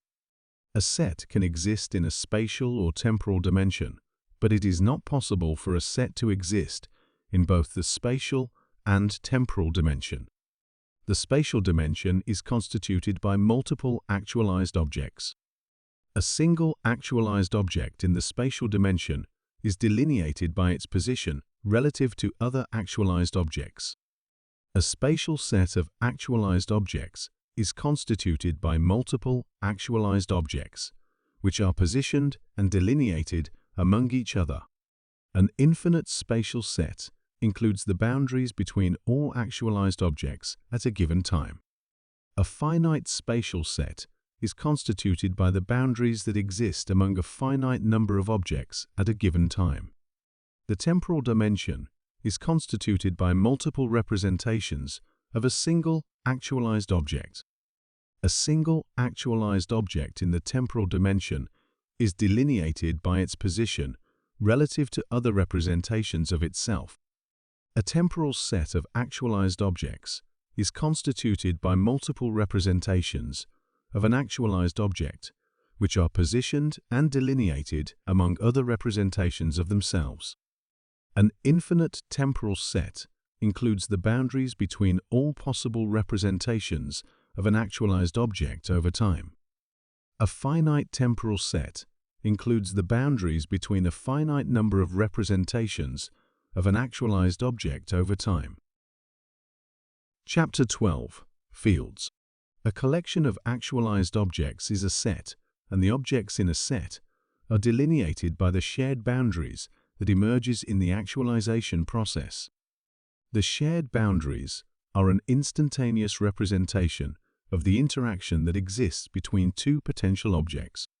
A collection of these interactions represents a field. A collection of shared boundaries is a field, which represents the possibilities for interaction and exchange of property between actualized objects in a set. Any interaction is predicated on the pre-established harmony, which is noumenal and undifferentiated. As such, the pre-established harmony itself is a field, which represents any possible interaction. The pre-established harmony ensures that the property of potential objects will always be compatible and subject to interaction. Potential objects can only interact if the potential for interaction is enabled by the pre-established harmony. The shared boundaries in a set represents a network of interactions, which exist as a particular differentiated representation of the infinite, undifferentiated pre-established harmony. The shared boundaries as a field are both subject to and a representation of the pre-established harmony. A field that is an analog representation of the pre-established harmony represents any possible interaction in a set by presenting any possible shared boundaries through which objects in a set can be delineated and defined. Where an interaction concerns the definition of the property in an actualized object, a field concerns the ability of the object to engage in the actualization process and represent property through the shared boundaries that exist in a set. The actualization process is a process of interaction, and the ability to interact is the ability to either express or perceive in the exchange of property, which takes place in the actualization process. This ability is the ability to perform an expressive or perceptive representation of property. A field concerns the ability to engage in either expressive or perceptive representations of property. This means that a field will always have a perspective, which can be either expressive or perceptive. The representation of property, from an expressive perspective, concerns the ability of an object to express the property within it. The representation of property, from a perceptive perspective, concerns the ability to perceive and recognize the expression of another object in the noumenal property of itself. A field of interactions can be composed of either expressive or perceptive representations. Constitutive and governing fields. A constitutive field concerns the structures of a set through which the set emerges. The expressive interactions in a set constitutes the field, and therefore a collection of expressive interactions is a constitutive field. A constitutive field is a representation of the structures of boundaries within a set that can enable the actualization of an object through interactions. A governing field concerns the structures of a set through which interactions in a set exists. The perceptive interactions in a field governs the ability of recognition, and therefore a collection of perceptions is a governing field. A governing field is a representation of the structures of boundaries within a set that has been actualized through interactions. As such, it can be said that fields composed of expressive interactions constitutes a set, while fields composed of perceptive interactions governs a set. Spatial fields. The expression of property of an object in the spatial dimension is a phenomenal representation, which is an analog to the noumenal world. The expression of property constitutes the phenomenal representation of an object. A collection of expressions is a constitutive field. A spatial constitutive field is subject to and a representation of the pre-established harmony, which exists in the noumenal world. A spatial constitutive field is analog to the principles of interaction, which exists as the pre-established harmony in the noumenal world. A spatial constitutive field represents any possible phenomenal expression in the spatial dimension as an analog representation of the pre-established harmony. A spatial governing field enables the perceiving objects in the spatial dimension to recognize the expressions of other objects. The perceptions of an object in the spatial dimension are recognitions of the phenomenal expressions by other objects. A spatial governing field is an analog to the interactions in the phenomenal world. As the phenomenal world is a finite differentiated representation of the noumenal world, the perceptions, which recognizes property, governs the possibilities for interaction. A governing spatial field is therefore a representation of a finite harmony between objects that exists as the ability to recognize from the perspective of the perceiving object. It is a representation of a collection of interactions between the phenomenal expressions subjected to the ability of recognition by the perceiving objects in the set. A spatial governing field therefore represents the abilities of recognition by the objects in a set. Temporal fields. A temporal constitutive field enables any possible phenomenal expression which occur in the temporal dimension. The expression of an object in the temporal dimension is a phenomenal representation that is mediated through the perceptive phenomenal recognition of other representations of an object. A temporal constitutive field is subject to and a representation of the capabilities of phenomenal recognition as a mediating harmony determined by the expression of recognized objects in a set. A temporal constitutive field is an analog to the expression of phenomenal recognition in a set, and is a particular representation of property mediated through the noumenal property of the perceiving object. A temporal governing field enables the perceptions in the temporal dimension. The temporal dimension exists as multiple spatial representations of an object. The spatial representations exist as perceived property, which represents the temporal dimension. The perception from objects in a set in the temporal dimension is a noumenal representation of the property of the perceiving objects. A temporal governing field is therefore an analog to the possibilities of interaction in the noumenal world. A temporal governing field is therefore an immediate representation of the pre-established harmony. Part 4, Taxonomies of Knowledge. Chapter 13, The Agency of Knowledge. The ability to act or have agency is predicated on the existence of a structure that enables or constrains actions. As knowledge is a representation of objects interacting in space and time, the structures that enables or constrains knowledge is an analog to the structure of human apperception. It is an analog to the existence of positive or negative objects. It is an analog to the existence of expressive or perceptive interaction. It is an analog to the existence of finite or infinite sets. It is an analog to the existence of constitutive or governing fields. Knowledge attains agency through the knowledge creation process, where it is enabled and constrained as a representation of human apperception. The knowledge creation process is not only a process of representing the actualization process, it is an actualization process where knowledge is expressed and perceived by phenomenal entities. It is both subject to and a representation of the actualization process. Agency in this sense concerns the ability to subject knowledge to be expressed and perceived. It concerns the ability of knowledge to be created and absorbed. It concerns the absorptive and creative capacity of knowledge as the agency of knowledge.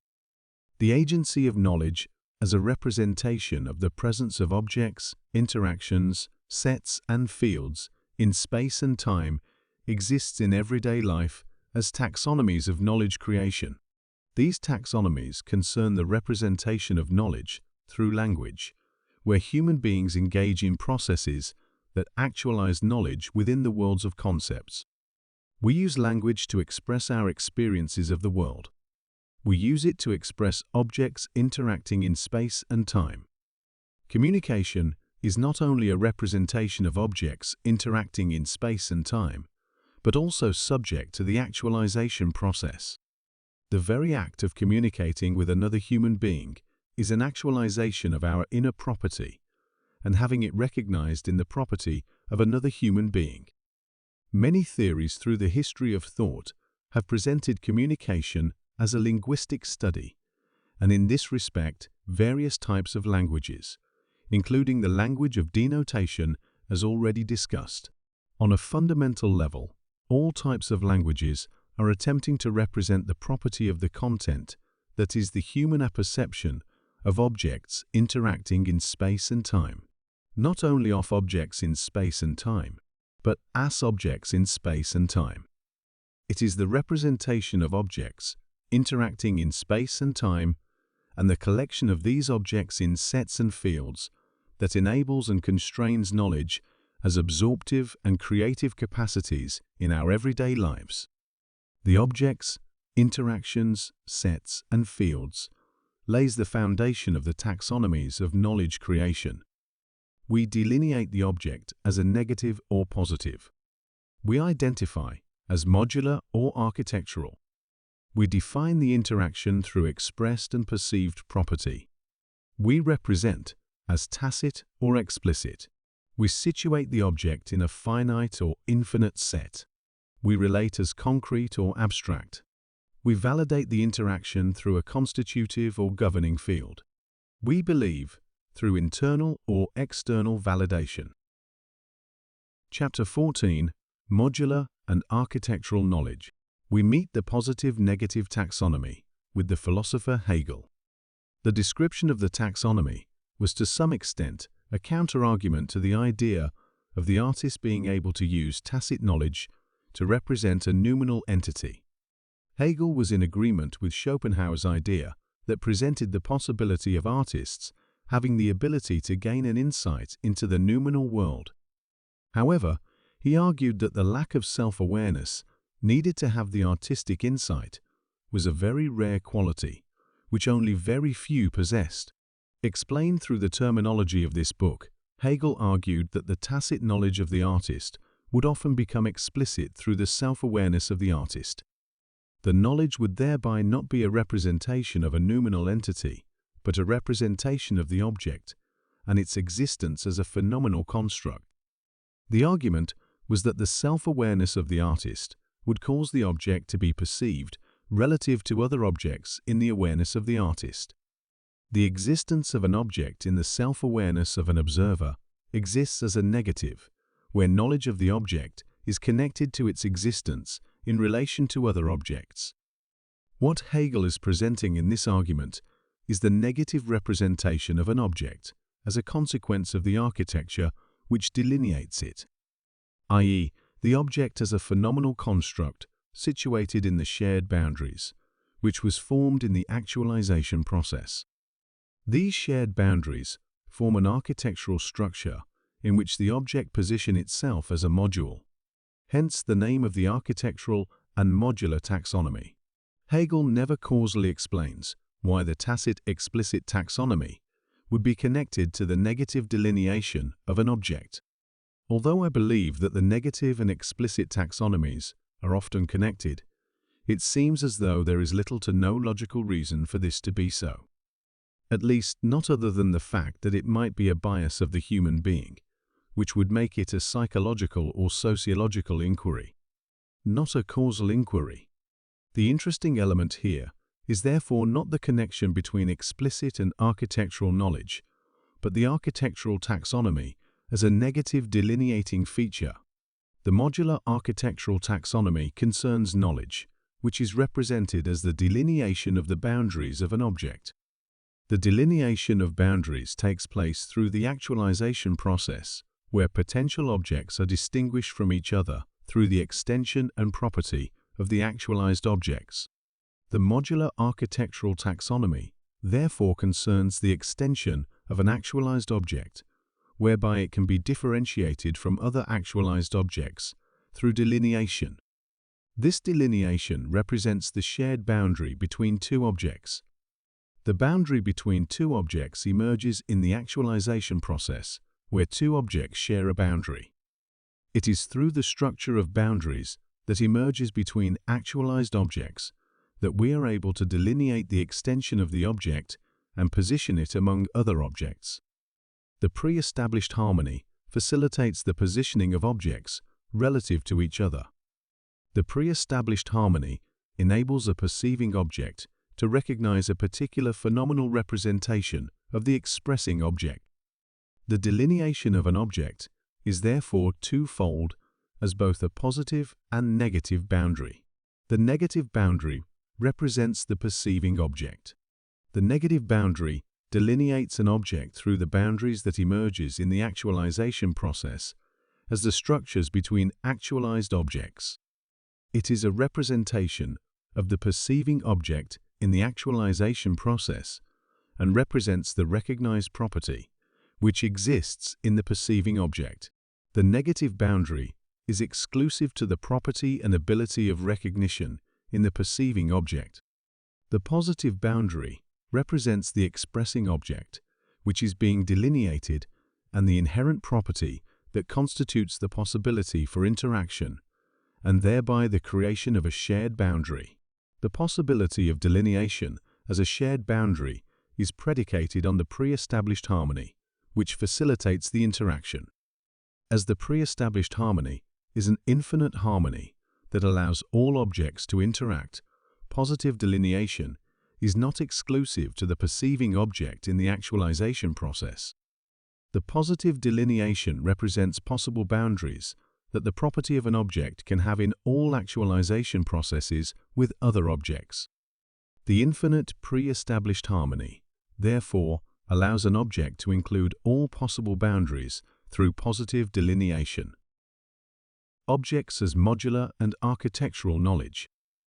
In the architecture of the pre-established harmony, the potential objects exist as modules, which phenomenally composes the architecture that allows actualized objects to have shared boundaries in the phenomenal world.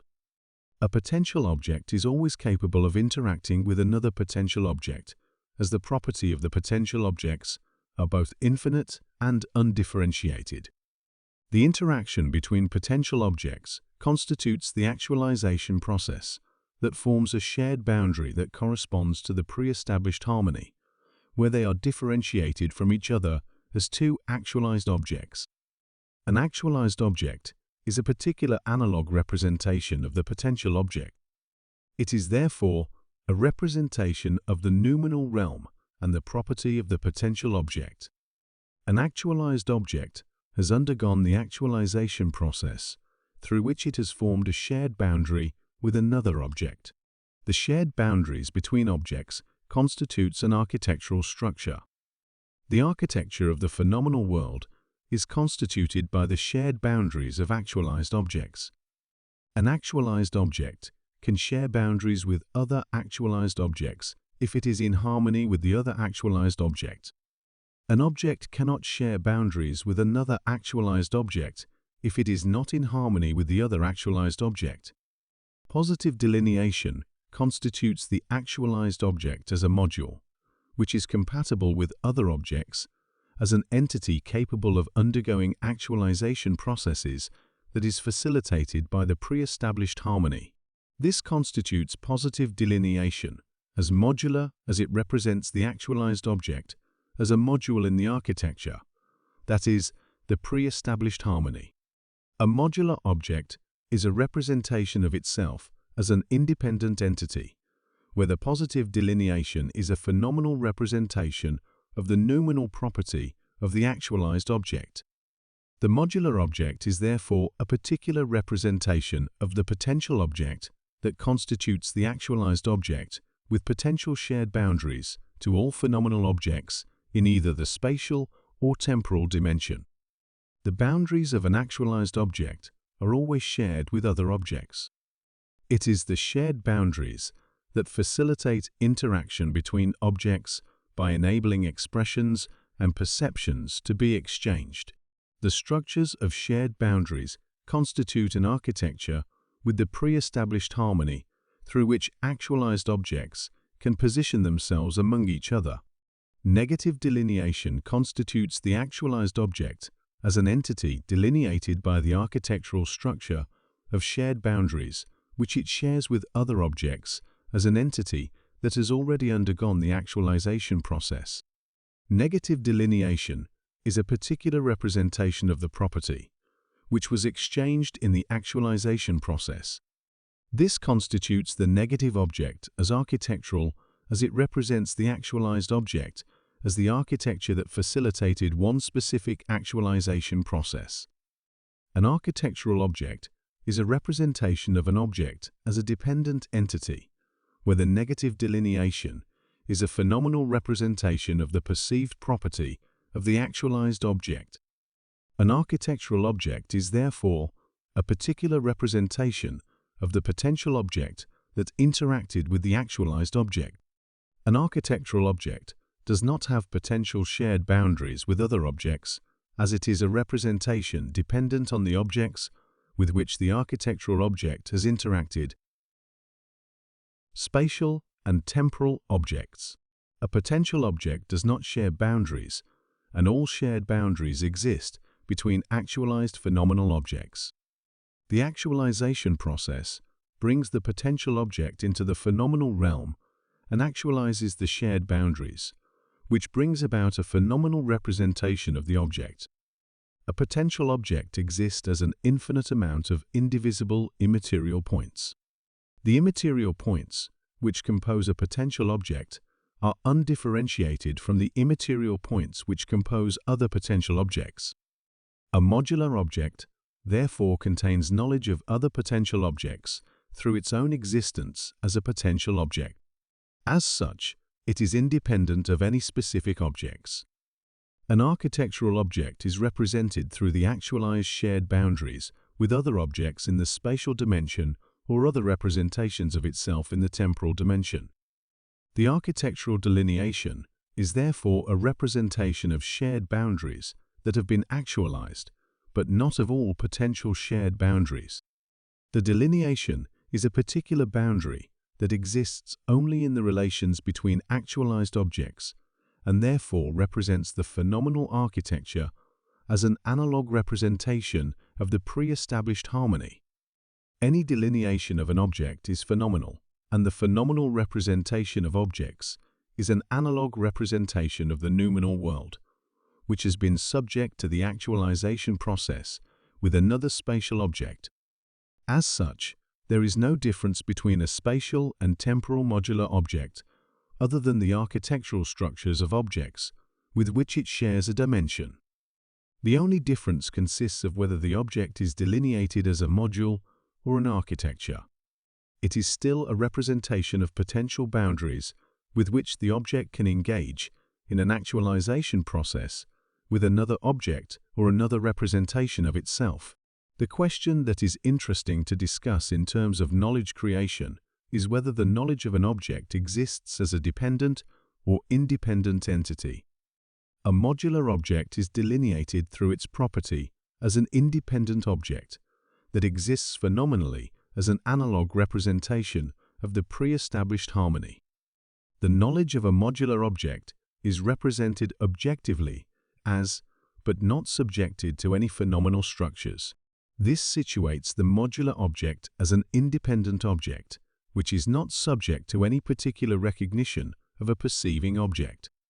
The architectural object is delineated through its representation as a phenomenal object, which has undergone the actualization process. This situates the architectural object as a dependent object, which is subject to recognition of the perceiving object, which was present in the actualization process. The shared boundary of a modular object is a representation of the pre-established harmony of the noumenal world, which, as an analog in the phenomenal world, facilitates the shared boundaries between objects. A modular object is therefore compatible with all objects in the phenomenal world and is therefore not subject to any architectural structures. As an independent entity, the modular object is explorative as new shared boundaries reveal the delineation of an object relative to the actualization processes, which the modular object engages in with other objects. An architectural object, on the other hand, is bound to the objects which has facilitated architectural structures from which it is delineated. The architectural structures, although an analog representation of the pre-established harmony, is a particular analog representation of the boundaries as they exist in the property of the perceiving object. As such, any boundaries which can be attributed to the architectural object is dependent on exploiting the particular architectural structures which the architectural object is bound to. If the boundary with other objects is compatible with the pre-existing architectural structures, there will be no conflicts of compatibility. However, because of the particular nature of architectural objects, compatibility is not certain. Chapter 15. Tacit and Explicit Knowledge. Schopenhauer argued that there are two faculties of the human mind which allow us to apprehend the world around us. The first or understanding, is the faculty that allows us to understand causality as a representation of the world as it really is. The Vernunft, or reasoning, is the faculty that gives us the ability to conceptually relate things to other things as a human construct. Understanding will lead to truth. Reasoning will lead to illusions. Schopenhauer thought the primary duty of the Verstand was to understand causality in events unfolding as preconceptual knowledge.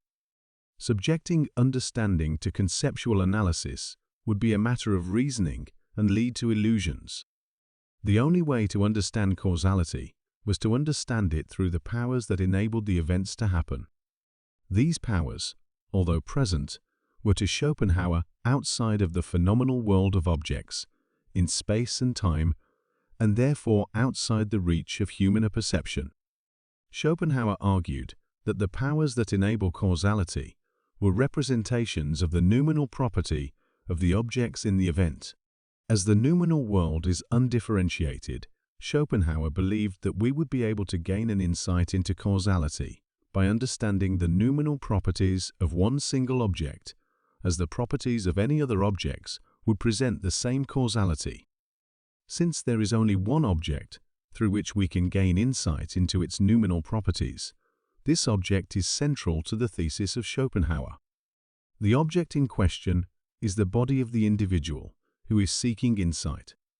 Schopenhauer argues that any conceptual knowledge is bound to the phenomenal world and insight into causality is indescribable through language, but expressible in space as phenomenal representation. The ability of the artist is to engage in introspection and spatially express his or her insight into causality. The artist expresses a both momentary and eternal insight into the world, as it truly nominally is. What Schopenhauer argues here is that the tacit, explicit taxonomy is inherently connected to interactions between objects. Projecting this thought onto the ontological basis presented earlier, we see that Schopenhauer is arguing that the artist represents expressive interactions in the spatial dimension. He connects this type of knowledge with tacit knowledge by arguing that it is a representation of noumenal, undifferentiated property, and therefore not subject to the language of denotation that we use to represent the phenomenal differentiated property of an object. The tacit, explicit taxonomy therefore concerns our ability to represent the interaction between objects. Interactions as tacit and explicit knowledge. Tacit and explicit knowledge concerns the interaction between objects, which takes place in either the spatial or the temporal dimension. The interaction between objects is an exchange of property between interacting objects. The property of an object is infinite and undifferentiated until the object engages in the actualization process as a phenomenal representation. Through its property, an object already contains all possibilities for interaction. In the actualization process, an immaterial exchange of property occurs between two objects. This exchange happens through the expression of property from one object and the perception of property from another object. Interaction is twofold and exists in the form of either expressive interaction or perceptive interaction. Depending on whether the interaction takes place in the spatial or temporal dimension, the form of interaction, as expressive or perceptive, determines the absorptive and creative capacity of knowledge in relation to the definition of the object. Tacit and explicit knowledge concerns the definition of an object through the representation of property in interactions.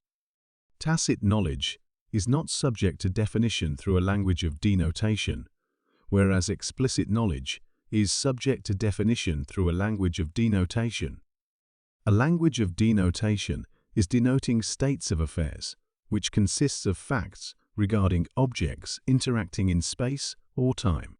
The astute will notice that, logically, there are only 4 words in a true language of denotation, which are this, that, these, and those. Furthermore, they only exist in the spatial dimension.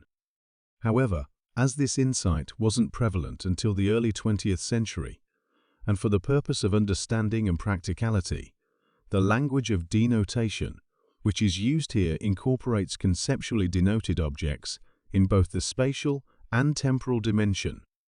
Thereby, the entire array of denotative words can be included and applied in both the spatial and temporal dimension.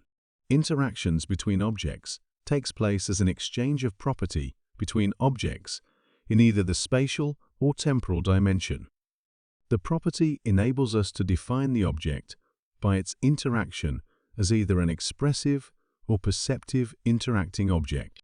The definition of an object is a function of its property as an interacting expressive or perceptive object in either the spatial or temporal dimension.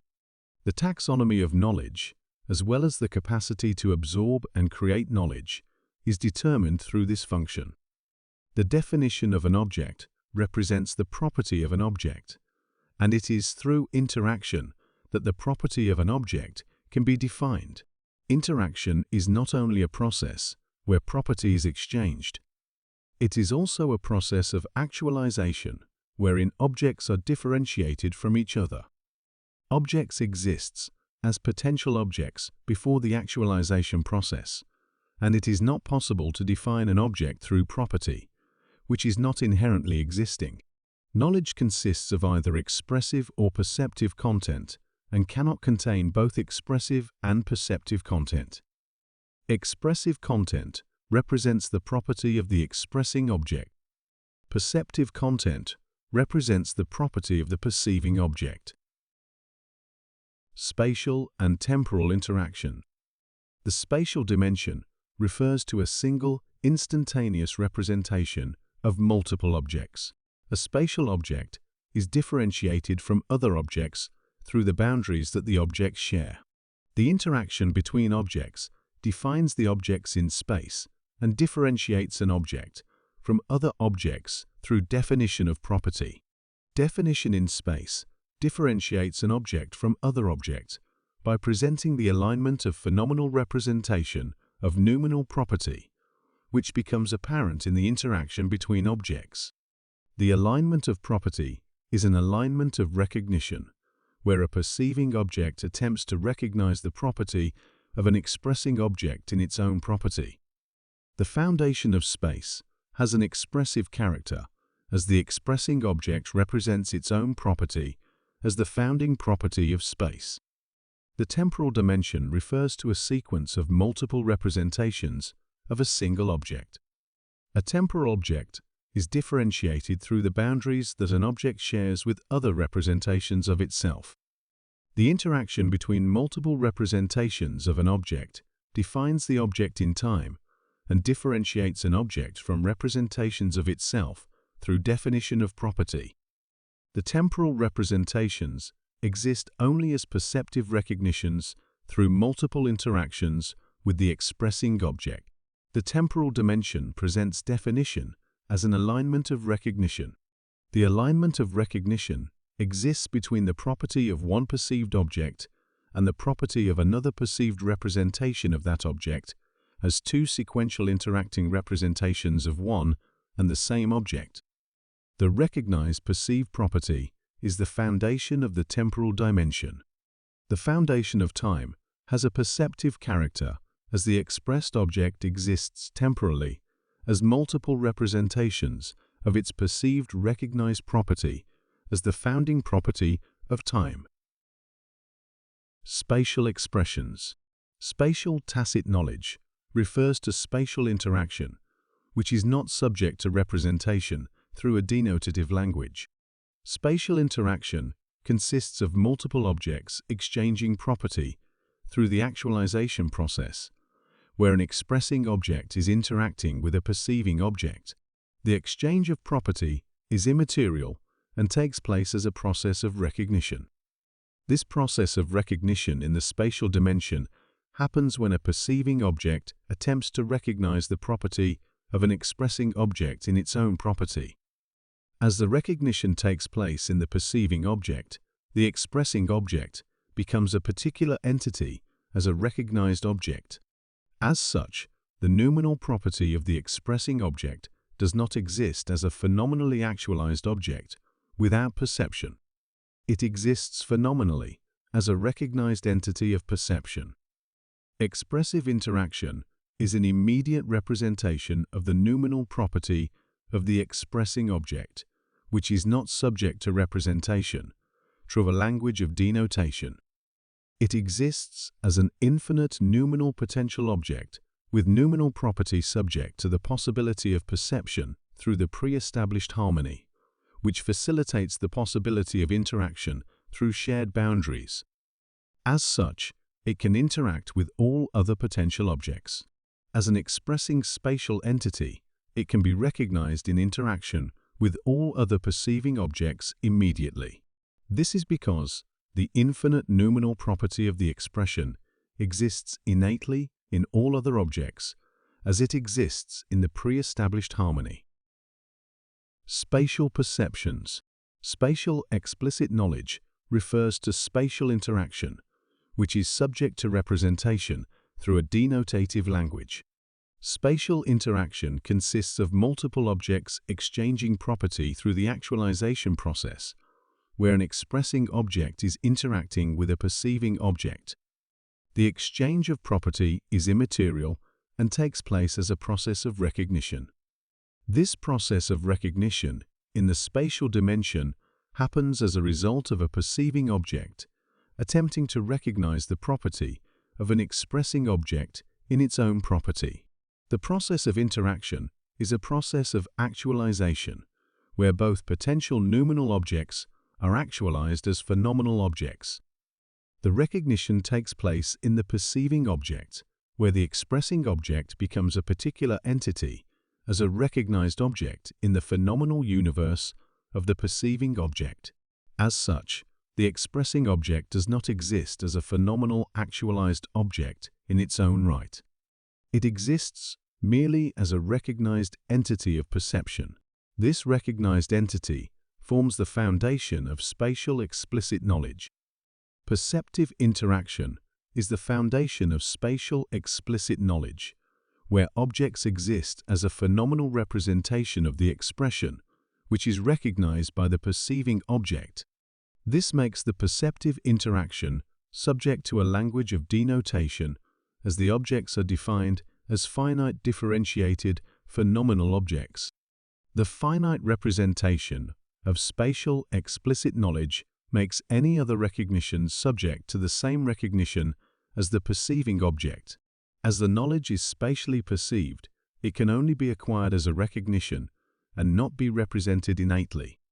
Furthermore, as any representation of perceived spatial knowledge is mediated through the recognition of the perceiving object that took place in the actualization process, any further interactions can only take place if another object has the same ability of recognition as the perceiving object, i.e., any object has to recognize the property of the expressing object as the property existing in the recognition of the perceiving object in order to interact with the actualized object that exists as a perceived entity. Temporal expressions. Temporal tacit knowledge refers to temporal interactions, which are not subject to representation through a denotative language. Temporal interaction consists of multiple representations of a single object, where a single object was exchanging property through the actualization process with other representations of itself. The exchange of property is immaterial and takes place as a process of recognition. This process of recognition in the temporal dimension happens as a result of a perceiving object attempting to recognize the property of itself as a previously expressed representation in its own property. The representations exist as perceptions of expressions in the property of the perceiving object. The expressive interactions are particular differentiated phenomenal representations projected through the particular differentiated phenomenal property of the perceiving object. This presents the temporal expressive interactions as a phenomenal representation which is mediated through the perceiving object. Any other object must therefore express the same property as the perceiving object in order to absorb the knowledge, which is also why any creation is acquired through the perceiving object. Although expressive interactions begin as perceptions and therefore are subject to a language of denotation, the projections of property from the perceiving object onto the expressing object adds the connotations that the perceiving object brings to the denotative language. Thus, expressive interactions are not subject to a language of denotation, but instead it is subject to a language of connotation. Temporal perceptions. Temporal explicit knowledge refers to temporal interactions, which is subject to representation through a denotative language. Temporal interaction consists of multiple representation of a single object, where a single object is exchanging property through the actualization process with other representations of itself. The exchange of property is immaterial and takes place as a process of recognition. This process of recognition in the temporal dimension happens as a result of a perceiving object attempting to recognize the property of itself as a previously expressed representation in its own property. The representations exist as perceptions of expressions in the property of the perceiving object. The perceptive interactions are analog phenomenal representations of the noumenal property of the perceiving object, which enables the temporal dimension as a phenomenal representation of perceived noumenal property. The foundation of the temporal dimension is perceptive interactions. The perceptive interactions are analog phenomenal representations of the noumenal property of the perceiving object. The perceptions in the temporal dimension are phenomenal and therefore subject to a denotative language. Temporal explicit knowledge is a representation of perceptive interaction in the temporal dimension.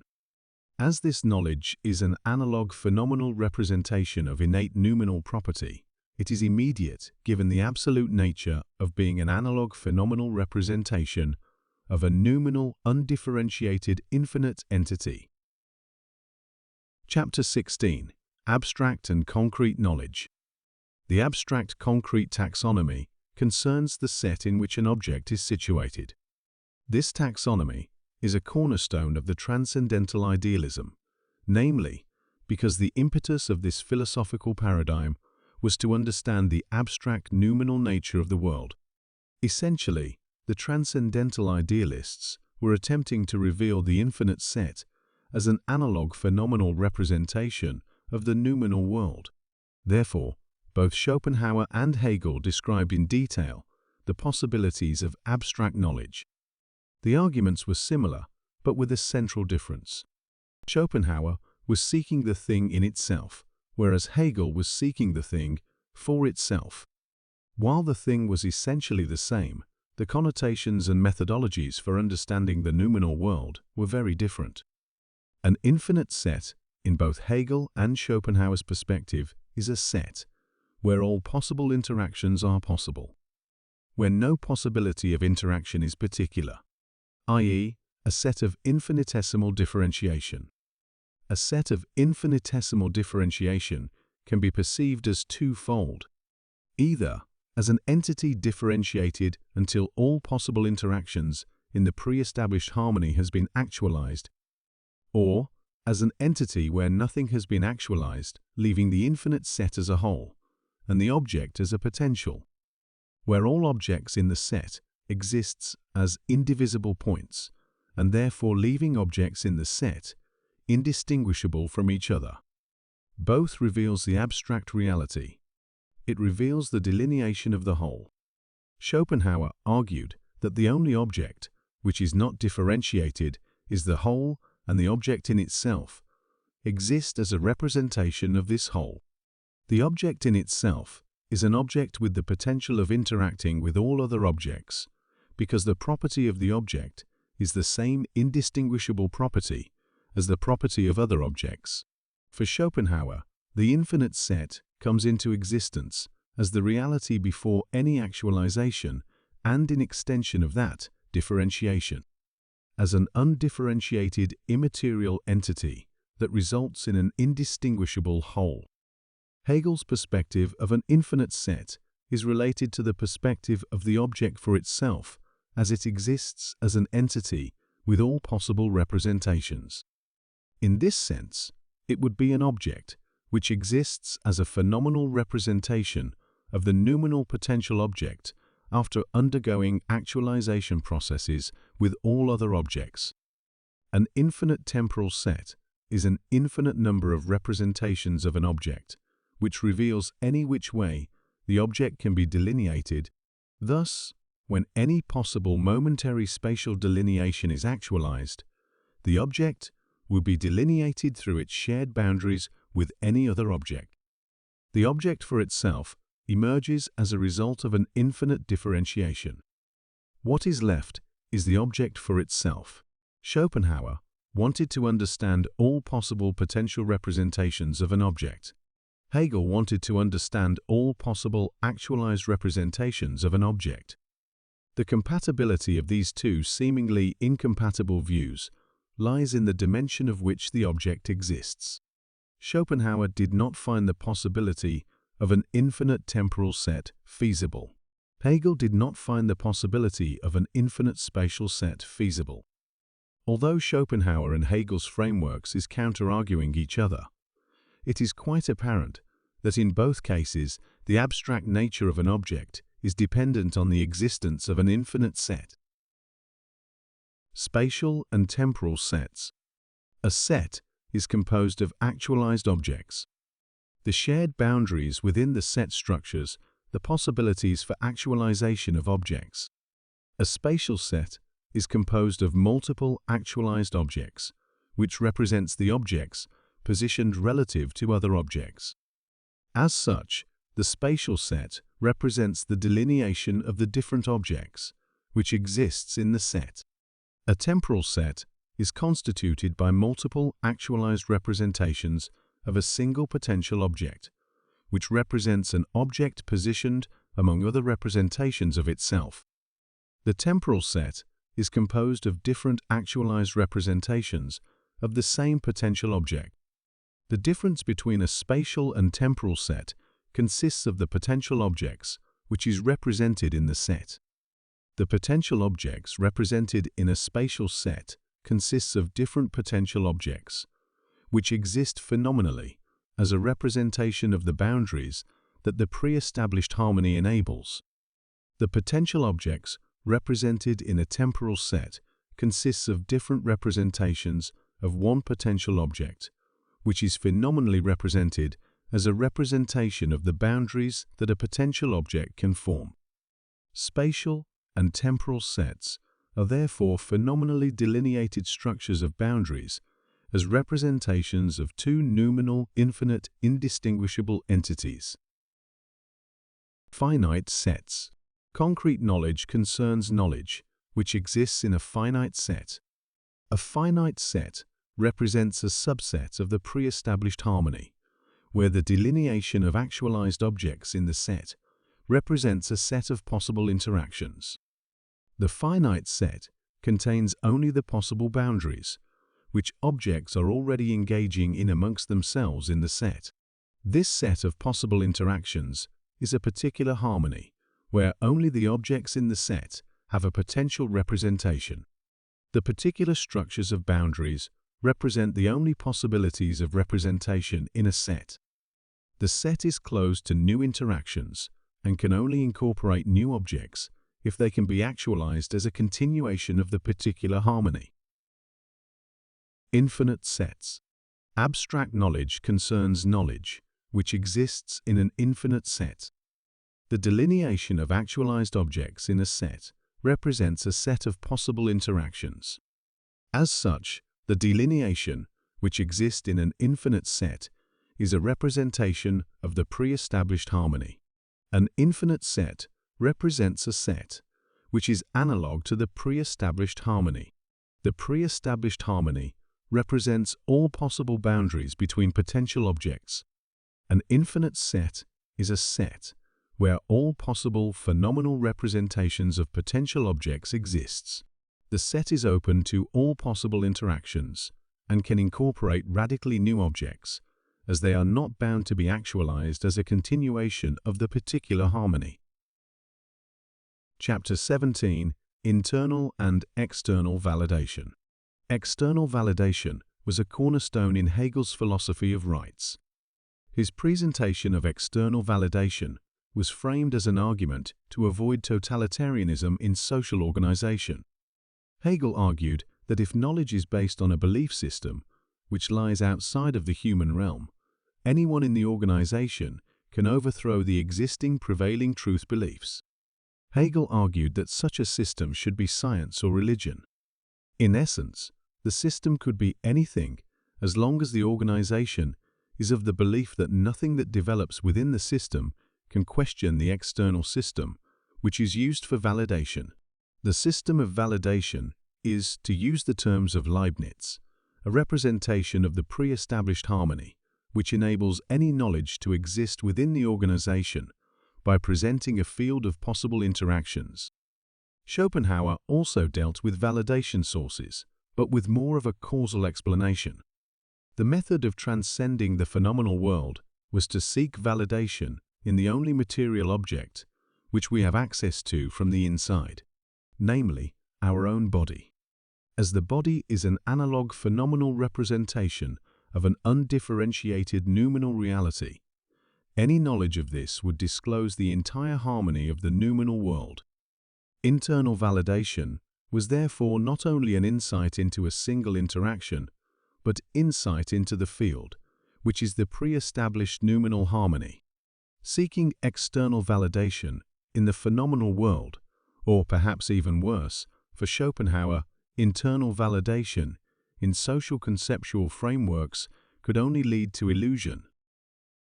Fields of validation. Internal and external validation relates to the characterization of the field in which the knowledge is validated. We use fields to give validation to the relations we impose on the interaction between objects. A field exists as the collection of interactions between several actualized objects. As the field exists as interactions between actualized objects, it is also related to, but not dependent on, the form in which an interaction can exist, i.e., as either expressive or perceptive. A collection of objects is a set, and a field can therefore be described as the interactions within a set. While there might be indirect relations in the form of social norms between the characterization of the field and the existence of the set as either finite or infinite, there is no dependence on or direct relations to the set. A collection of actualized objects is a set where objects are delineated by their shared boundaries, which represents the possibility of interactions between objects. Objects can only interact with other objects if the possibility of shared boundaries exists. The possibility of boundaries represents a harmonious relationship between objects.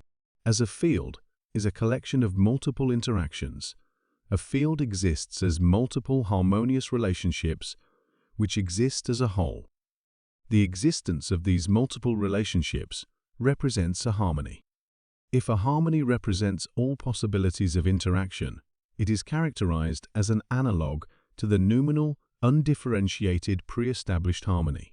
The pre-established harmony represents possibilities of interactions and ensures the compatibility in the exchange of property between all potential objects in the actualization process. A set is possible only because the pre-established harmony allows it to be, and within that set, the collective of shared boundaries represents a field of interactions. The shared boundaries in a set as a field is therefore both subject to and a representation of the pre-established harmony. A field that is an analog representation of the pre-established harmony represents any possible interaction in a set. It represents any possible shared boundaries through which objects in a set can be delineated and positioned. A field can be described as the ability to represent property through the shared boundary as an interaction. Interactions can either be expressive or perceptive. A field can be composed of either expressive or perceptive interactions, but not both. If the field is composed of expressive interactions, it represents the possibility of exchanging property from the object that exists as the expressing object. The expressing object is the object that constitutes the foundation of an interaction. A field of expressive interactions is therefore a constitutive field. A constitutive field concerns the structures of a set through which the set emerges in a dimension. If the field is composed of perceptive interactions, it represents the possibility of exchanging property from the object that exists as the perceiving object. The perceiving object recognizes the expression of property from the expressing object. This recognition governs the representation of property in the actualization process. A field of perceptive interactions is therefore a governing field. A governing field concerns the structures of a set through which interactions in a set exists in a dimension. Spatial fields. A spatial field is a field which is composed of interactions in the spatial dimension. Spatial fields are based on the interactions that exist in the field and therefore subject to the existence of the interactions as expressive or perceptive. The analog phenomenal representation of the property in the spatial dimensions is the property, which is represented by the expressing object. A collection of expressive interactions composes a constitutive field, where the phenomenal representation of property is an analog to the infinite noumenal property of the potential objects. The infinite possibilities of interactions represents the pre-established harmony. A constitutive field as a collection of expressive interactions in the spatial dimension, is therefore a representation of the pre-established harmony. A spatial constitutive field thereby represents any possible phenomenal expression in the spatial dimension as a representation of the pre-established harmony. A spatial constitutive field acts as a form of validation that exists within the spatial dimension and exists as a form of internal validation. Internal validation in the spatial dimension is a representation of the pre-established harmony, and as such represents all possible interactions within the spatial dimension. The phenomenal spatial dimension represents a finite number of possible interactions. The spatial field, as a phenomenal representation, can be disrupted by an occurrence which has not yet existed in the phenomenal world. Knowledge which is internally validated through a constitutive spatial field has the characteristic of disruptive possibilities. The disrupting possibilities is a result of the absorption within the dimension, where a constitutive field enables a heterogeneous absorption of new interactions into the field, and therefore new representations of objects. Interactions always exists as either expressive or perceptive, and a field can therefore also be a field of perceptive interactions. A collection of perceptive interactions enable the phenomenal representation through recognition. This recognition governs the actualized object as a representation existing in the perception of the perceiving object. A spatial governing field enables the perceiving objects in the spatial dimension to recognize the expressions of other objects. As such, a spatial governing field is an analog to a collection of perceptive interactions in the phenomenal world. It is a representation of a collection of interactions between the phenomenal expressions subjected to the ability of recognition by the perceiving objects in the set. A spatial governing field represents the abilities of recognition by the objects in a set. Knowledge based on a spatial governing field is therefore externally validated on the abilities of recognition which exists in the perceiving objects. Any creation of knowledge is normative, predicated upon the ability of recognition. This in turn causes any absorption of knowledge to be homogeneous to the already existing shared boundaries of the field. Temporal fields. Temporal fields exist as the interactions between objects in a temporal set. The field within the set is based on the interactions that exists in the field and therefore subject to the existence of the interactions as expressive or perceptive. Temporal expressive interactions constitute a temporal field. A temporal constitutive field enables any possible phenomenal expression which occur in the temporal dimension. The temporal field exists as phenomenal perceptions, and the expressions that exists within the temporal fields represents a harmony which is constituted by the perceiving object. This harmony is not an analog representation of the pre-established harmony. It is a harmony which is constituted by the perceiving objects, by projecting the spatial expressions through the ability of recognition by the perceiving objects. A temporal constitutive field is therefore subject to the capabilities of phenomenal recognition as a mediating harmony. A temporal constitutive field is an analog to the expression of phenomenal recognition in a set. Absorption in a temporal constitutive field is homogeneous to the shared boundaries, which is represented in the projection. As such, any developments from the temporal constitutive field is a normative development upon the projection, which facilitated the harmony. Temporal perceptive interactions govern a temporal field. A temporal governing field enables the objects in the temporal dimension to exist as perceived entities, representing the noumenal property of the perceiving object as phenomenally recognized by the perceiving object. The perceptions from a set of objects in the temporal dimension is a noumenal representation of the property of the perceiving objects. The objects in the temporal dimension exist as perceived entities, and while the phenomenal perception of the spatial dimension represents the foundation of the temporal dimension, The temporal dimension itself is a phenomenal representation of the perceptions as they exist in the nominal property of the perceiving object. The temporal dimension as a field is therefore a perceptive field of noumenal property. A temporal governing field is an analog representation of the pre-established harmony, as a harmony that allows objects to perceive other objects. A temporal governing field represents the structures of the noumenal property of objects that recognizes expressions from other objects in a set. The temporal governing field allows absorption that is heterogeneous, and can therefore allow new interactions that disrupt the perceptive field. Part 5. 4 Spheres of Knowledge Creation. Chapter 18. The Artistic Sphere. The World as Will and Representation was the title of the book in which Schopenhauer presented the artist as a very specific type of genius. The source of genius was founded in the ability of the artist to separate representation from ego, to separate the rationality of the mind from the bodily understanding of the world, to separate the sense of self from the essence of being. The world as will and representation is in essence a dualistic perspective on the creations, which the human being can represent. The dualism lies in the source of creation as a product of either the Verstand or the Vernunft.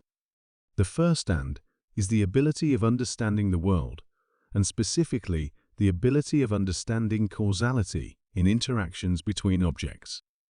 The Vernunft is the ability of reasoning and connecting experiences of perceptions, thereby giving conceptual explanations for events which are unfolding. The artistic genius has the ability of disconnecting reason from understanding and represent causality as an empirical entity. This is not only an ability of disconnecting reason from understanding, but an ability to experience a world before objects and thereby any conceptualization of experience. The creation which emerges from the artist is a product of grace. Grace as the seamless interaction with any and every object in existence. We, as human beings, are drawn to grace as it interacts with us on a precognitive and preconceptual level of understanding. The artistic creation needs no explanation and can give no explanation. It just is. It responds to perception with beauty and horror. And because it is not subject to conceptualization, we cannot organize any structures around art as creativity. This would, to Schopenhauer, inevitably lead us into a world of illusions. Organized art has a goal, and art that needs or gives explanations is propaganda. Organized art is a paradox. Art is merely the essence of existence as being. Chapter 19. The Skeptic Sphere. The skeptic emerges through the self-awareness that exists in all human beings. This sense of self, the ego, which the artist can suppress, exists as our experienced reality. A reality that is personal to us and our ability of recognition. Hegel presented the skeptic as the source of negativity. A negative, where the object exists, merely as a creation of the environment that exists within the experienced reality of the skeptic, a non-existing entity that exists as a vacuum delineated by its environment, a nothingness of imposed value. The skeptic does not see the world, but a recognition of the world mirrored in the environment of the perceiver. Nothing can enter from the outside, and nothing can leave. Everything exists as something that is already there. The creation of knowledge is acquired from this environment, and all that can ever be is subjected to the present experienced environment. To the skeptic, there is no past or future, only dogma, only the present situation which is recognized, judged, and determined. Chapter 20. The Political Sphere. Politics exists as judgments of causes. Schopenhauer argued that the categorization of ideas represented a successive structure that ties into the previous existing structure, and as such, anything beyond the initial instantaneous artistic perception is tied into a normative structure, a structure where the noumenal harmony is replaced by normativity and purpose. a structure that validates itself through selective memory and self-fulfilling prophecies, a structure of illusions or truth, but never certainty, the zeitgeist of Hegel, who Schopenhauer was reacting against.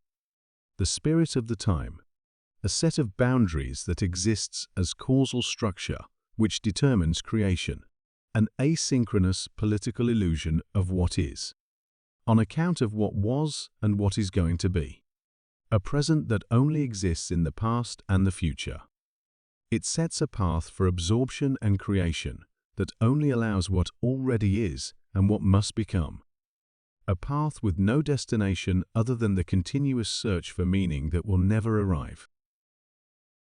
Chapter 21. The Analytical Sphere. The analytical sphere is founded in Hegel's dialectic process and spirit of rationality. The dialectic process moves through the stages of situation, conflict, and resolution, often described as thesis, antithesis, and synthesis. The dialectic process moves towards a goal, which is the rationality that emerges through infinite perceptions. As such, the analyst exists in multiple presents, where the negative image of past and future is replaced through the dialectic process by the positive image of present. Hegel presented the dialectic process as exemplified by history, and especially the evolution of society. Societies rise and fall as they face an instability in the consciousness of freedom. Kings, queens, and dictators are beheaded, vanquished or replaced by democracies that ensures freedom for the people in a never-ending pursuit of representing the freedom of individual will. As an analog to society, knowledge moves forward through the dialectic process. As societies change, concepts change. As societies face conflicts in the face of providing freedom to the individual, the object changes to provide freedom for different representations. The movement of the dialectic process is a movement to set the concept free, free from past and future, free from cause and effect, free from negative delineation. The avoidance of illusion is trusted in rationality as an external validation of change. Rationality lives in all and everything from inanimate objects to the human constructs of organization. Not validated by thought, but the appearance of thought in reality and the appearance of reality in thought. The analyst exists in multiple spatial perceptual presents that are not subject to sequence as past or future, where the perception of representation as a negative moves towards a revelation of the positive. And just as the artist is drawn towards skepticism, the analyst is drawn towards politics. The struggle of the analyst is the struggle to resist the unavoidable instrumentalization and imprisonment of temporal expression. Of course, only the political sphere exists. Our struggle is not against skepticism or politics. It is a struggle towards art and analysis, a pursuit of a non-existing fantasy of now and eternity. But does that make it any less real? The end. This was 4 Spheres of Knowledge Creation, The Causal Principles, by René Bøtker.